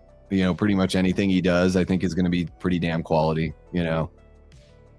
David Fincher, yeah, does some pretty different kind of movies. Puts out a different vibe in his movies too. To go from doing like 7. First off, doing Alien 3, having that like almost break him and never wanting to direct again. And then the next movie he did was 7, and 7's incredible. And then what are a couple other marquee? Fight Club, pretty awesome. And what he did, Zodiac. He's got some pretty heavy hitters there. Well, but I would say like when people say French extreme, it's like, okay, well, like The Evil Dead came out in 1980. Show me a French movie from before 1980 that does that more than The Evil Dead. Just do that one thing. Show me, it's just, why did this movement, quote unquote movement, get all this credit? Like, did the French extreme thing happen before like Dead Alive even? Like, arguably the bloodiest movie of all time. Like, why are we giving the French credit for something that like, I've yet to see the proof. To me, when I hear French extreme, I'm like, that's like within the last 20 years. That's like relatively recent, Ooh, Benson Boone and Brian May covering Bohemian Rhapsody. I got to check that out. Who the hell's Benson Boone, though? It's true. And guys, when I say stuff like that, like if anyone thinks I'm completely serious, I guess that maybe it's their first time at the channel. Maybe I shouldn't joke about that stuff. But whatever. They'll just say, oh, just another asshole American that thinks their country's great. And I'm like, yeah, totally. Totally. French invented kissing with tongues. I guess they did. Did the French also invent smoking cigarettes with parts of your body that are not your nose or mouth? Oh my gosh. Oh, he had books before the channel? That's pretty... Yeah, and I think with Critical Drinker, I think I'm lumping him in with those guys because he appears with them on things, but I do get the idea that from his, like, the stuff that he just does, that it's a little more shticky and it's, like, meant to be kind of over the top on purpose. Forgot to mention Geeks and Gamers. Man, and it's... You know why? Because I never watched them. I don't even know who they are. Did they change channels? Did they get rid of Geeks and Gamers and start going by something else? Well, of course they wouldn't. Why the fuck would they call themselves Doomtubers? I'm calling them Doomtubers. Yeah. I don't think they would ever call themselves that. Let's see here. Yeah, Film Threat was around like old, just like internet days, like pre-streaming days. Yeah, I mean, they were, what? Yeah, sometime in the 90s, starting it out with the website. Yeah. Yeah, Chris has been doing his thing for a long time, you know, Chris and Alan. Chris is great. Like, I met him at H45. He was super friendly. I had only recently started watching his channel. My brother Matt is a huge Film Threat fan and got me into Film Threat.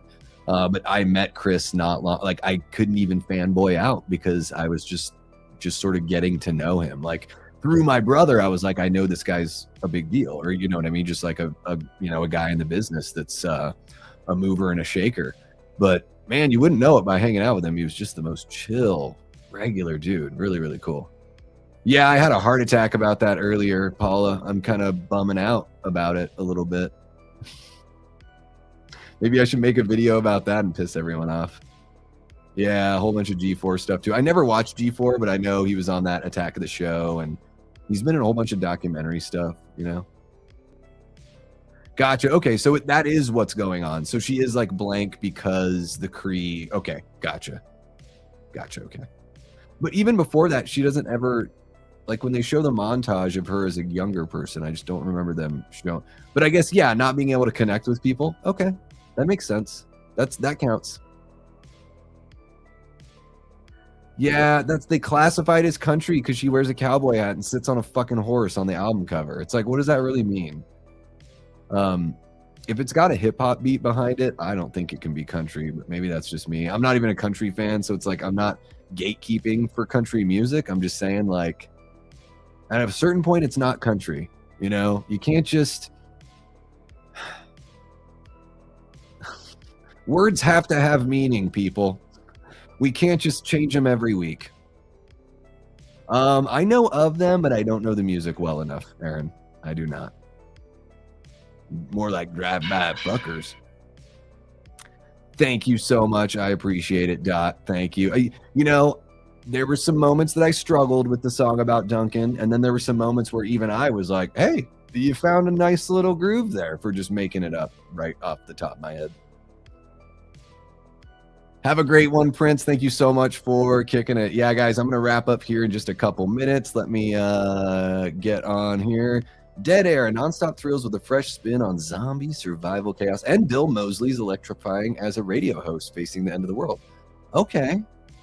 Dead Air from 09. I do like Bill Moseley. Even though I'm not a TCM2 fan. I probably should never say that to him, though. Dead Air 09. Oh, I have not heard of this one.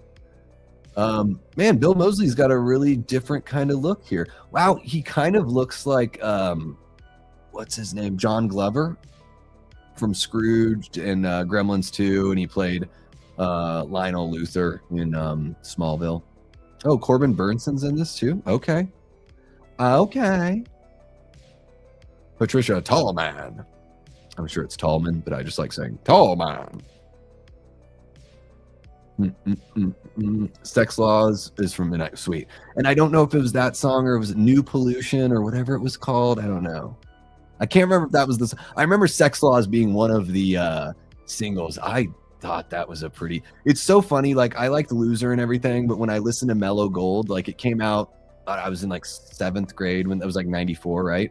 So I listened to Mellow Gold, and the record didn't really do it for me. Like the rest of the songs, I mean, like Beck is pretty experimental, you know, his early on, even more so, I think, as far as like a mainstream guy, you know, Loser was such a fucking huge hit. And then you listen to the record and it's pretty weird, right? As far as like a top 40 kind of, you know, record would go. And then Odelay is still pretty weird. You know, he's moving a little bit, like his singles were even more accessible. But Odelay's still pretty weird. And then I feel like Midnight Vultures, that was the one for me where I was like, oh, this is so much fun. And I love the production and it's funky. Like, I love funk. Like, I wish I had a better, I wish I were more like literate with the whole world of funk. But I love the genre. And then I love hearing the genre in other genres. Like, Aaron, I know you and I are both punk rock guys. When a hardcore band can be funky and you don't even know it because they're so tough and it still sounds like hardcore, but when you break down the groove, you listen to the notes they're playing, you listen to the rhythm, the syncopation, and the time signature, and you're like, this is a funk riff. They're just putting it into a hardcore song. Rage Against the Machine does a lot of funk too. Like, I think funk is, oh man, you can mix it into so many different kinds of music. It's anytime you've got a genre of music that does like breakdowns or gets into any sort of like grooves, throw in a funk lick or a funk syncopation or something. Oh my God, can't go wrong. Can't go wrong. Well, he's a way better dancer than Napoleon Dynamite. Still nerdy though, still nerdy. I gotta check him out. I don't think I've ever heard a song, Ben, or maybe I've only heard one or two, right? Ben, are they one of those bands that some people just like love to hate and then most people love them? Is that one of those? I feel like I've heard people talking shit about Sleep Token quite a bit. I don't know. Yeah, Peeping Tom's great. I like it better than Psycho. How about that? He probably will be, right? I didn't think, he did not need to be in Spider-Man Brand New Day. I think The Punisher and Incredible Hulk don't really need to be in that movie. I guess The Punisher earns his spot a little bit more. But man, stop making The Punisher such a all talk, no walk nerf bitch. Like, all Frank does is talk about how he like kills people and shit. And it's like, no, you don't. You're in a Disney movie, dude. Like, you might have done that on the Netflix show, bro. This is Disney now. You don't get to do that shit. You just get to talk about it. Punisher is not really a good guy. I mean, it's like Batman with no morals at all. Like, it's not really, you know. No, it was Joe Keery. Joe Keery, not Joe Quinn. Joe Keery is Steve. Ryan. I never watched his Doomsday. I do like Dog Soldiers. And I do like The Descent quite a bit. You guys are too cute. Russell's been a channel member for 2 months. Always great to be here with y'all, and Godspeed. Have a great night, Russell. Take care, brother. All right, guys, I think I'm going to wrap it up here. Let's see here. His music's really good too. Yeah, I think Joe Keery's band is super talented. That kind of fucked me up listening to him. I watched like a few of his songs or whatever. I watched live performances and it kind of fucked me up. Like live in studio, like for podcasts or like shows or whatever. I was like, fuck, this is really good. Like, it is really good. And it's got a lot of the indie sensibilities that were kind of big when, you know, late 90s, early 2000s, when I was like super into punk already at that time, but getting into the weirder indie kind of stuff as well. I'd love to check out a Hollywood Vampire show. That'd be fun. They do have a stacked cast, Paulo, but I'm worried about who they picked to play certain roles. Yeah, I just think I kind of think they're, I don't know. I'm concerned about Adam Driver's Mr. Sinister. Pretty big time. Yeah, Prince is like, don't get Davey talking about that again, because I was seriously having a crisis of faith. I am laughing at myself for using that phrase. Only a asshole like me would use the word crisis of faith while talking about like a casting decision on a comic book movie. Yeah, that was a dick move, Prince. Yeah, how am I supposed to pick? How am I supposed to pick? Citizen Kane. I just laughed and said best fucking movie ever made, and he said Citizen Kane. The girls swore that we cheated. Oh, the answer I had to my friend who was a cinephile to say oh, you just said best. Okay, I gotcha. That's totally fair. That is not cheating. That is not cheating. Yeah. That's all fair game, Wicked Pinto.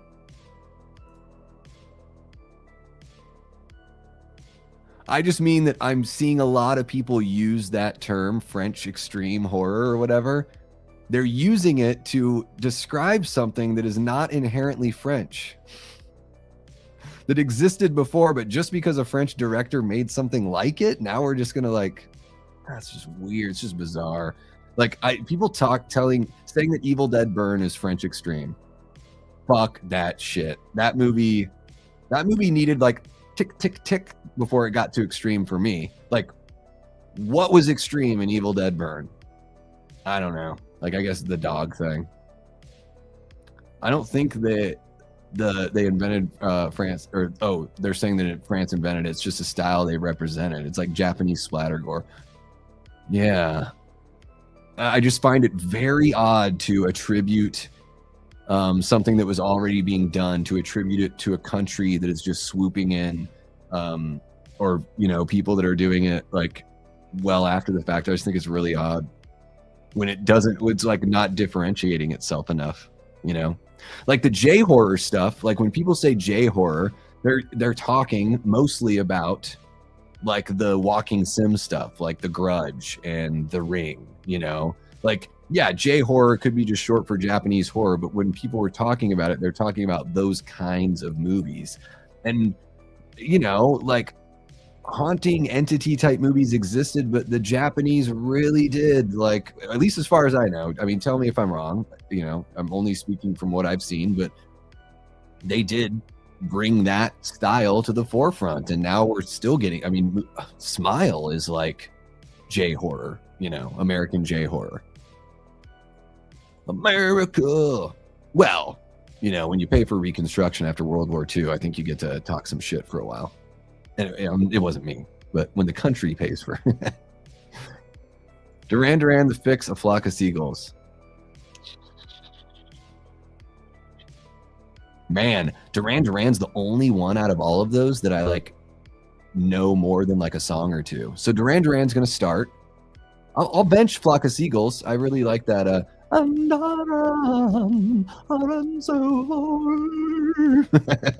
Like, I dig that. I can't, and I'm trying to think of what did The Fix do. I don't like their name. I don't associate with their hits for whatever reason. Oh, she's so good in Spider-Man Brand New Day. Yeah, you're gonna love her. She's really, really good. Is it a country song, or would you say it's pretty hip hop? Like, is it a booty shaking song or not? I think Shabuzi's country, or at least country fusion. What is Shabuzi? Sound like the oldest, most out of touch, archaic motherfucker rocking on a porch, sipping his iced tea, being like, I don't like the look of those teenagers. Oh my gosh. Hootie. Well, did he? I mean, I guess Hootie and the Blowfish is kind of rock and roll, but they always had an acoustic edge. Like, if you slow down Let Her Cry and put a slide guitar on, I know, I'm depressed over it, Paula. I'm depressed over it. It's breaking my heart. I love Adam Driver as an actor, Paula. That's not the issue. I can't understand who thought it was a good idea for him to play Mr. Sinister. Now, if they're going to completely change his face, and I mean like appliances, and change the way he looks, like foundationally, it's the only way I can see it working. Or he would have to like lose a lot of weight and get extremely gaunt in the face. Like, I just, it would be like unhealthy the way he would have to look, because just the way his face is, All right, let's see here. Paul, welcome on in. One of our great channel members, Mr. Hotflesh66. My mom's 88th birthday is today, August 15th. Holy cow. Happy birthday to Paul's mom, to Mama Hotflesh, right? And it's the 40th birthday of David Cronenberg's The Fly. How about that, guys? We are there. We are there. All right, I think I'm going to wrap it up, y'all. 2 hours, 10 minutes. Okay, I went a little bit longer than I thought I would. They definitely have some funk. They're very Rage Against the Machine influence. Like when I first heard In Casino Out, I was like, oh, this sounds like bad Rage Against the Machine. Because I didn't like At the Drive-In. But I do, Aaron, I think Mars Volta fucking rocks. I just didn't get into At the Drive-In. I thought they were just kind of messy, and I had a tough time hearing the hooks. It's so weird. There are certain bands where I'm like, where are the hooks again? Like, I think the Menzingers are one of those bands where I'm like, I have a tough time finding the hooks in a lot of their stuff. Modern Baseball, like those bands where I'm just like, Joyce Manor, like all those bands where I'm like, are we ever going to get to a hook or a melody that like does anything? Or there's the whole song meandering? And I kind of got that a little bit from At the Drive-In. On the Daredevil, okay. But so yeah, well, in that movie, man, it's all talk and it's just totally nerfed. Totally nerfed. Have a good night, Joe. Yeah, guys, I'm gonna head out. It is 12:30 out here in the desert. Okay, Shabuzi's a black country singer. Okay. I didn't know. I was like, is it a new nick? Is that what Beyonce called herself when she did a country album? Because you know, every artist now has like 15 different nicknames, kind of like the Cats, right?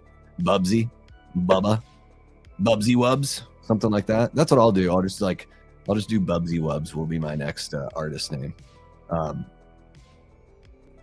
Ecstasy. It's been a while since I've listened to them. All right, I am going to wrap this one up, guys. Thank you all so very much. I just got to shine a light on, first off, Jeff from Down Is Up. How did I miss this, Jeff? I don't even know if you're still in the chat, but I'm so sorry. Jeff is celebrating 9 months of channel membership today. Jeff, I'm so sorry that I missed that at the beginning of the stream. Gaz, here's some dropping in New Zealand to Bucker. Thank you so much, Gaz. We got Iris in Texas, just boom. Then 2, then 3, then 4, then 5. She took care of that whole entire super chat goal together, or just by herself. Paula Fitzhenry dropping a $2 super chat, and Russell celebrating 2 months of channel membership. Too awesome to see. Thank you so much, guys, for all the amazing support. Thank you for just jumping in on a, impromptu, non-planned live stream. I had a lot of fun kicking it with y'all. I will be back tomorrow to celebrate David Cronenberg's The Fly, but it might be a little earlier in the day, guys. I do have to check my schedule, but I will get that up and running as soon as I know what's what. I will get the stream all lined up, and we will celebrate David Cronenberg's The Fly from 1986 with Jeff Goldblum, Gina Davis. Oh my gosh, what an awesome tragedy, body horror tragedy. Watch it tonight if it's been a while since you've seen it, or maybe watch it tomorrow morning, or think on it. Come tomorrow prepared to celebrate, or maybe even give some gripes. Yeah, I don't know. Maybe you don't like it, but I love it. We're going to celebrate it. I'll see you guys tomorrow. I'll let you know as soon as I know when that is going to be. Thank you so much to the channel members, the Patreon members, our Death Squad mods. You guys are incredible. This was so much damn fun. Make sure you hit that like button if you haven't already, guys. Subscribe, all that good stuff. I'm sure you guys are all subscribed by this point. If you're watching after the fact, jump on into the comments. Oh my gosh, we talked about a lot tonight, so let me know what you got. You guys are all so beautiful. I love you very, very much. I will see you all tomorrow, and until next time, I've been and will continue being Davey Deathray. Take care.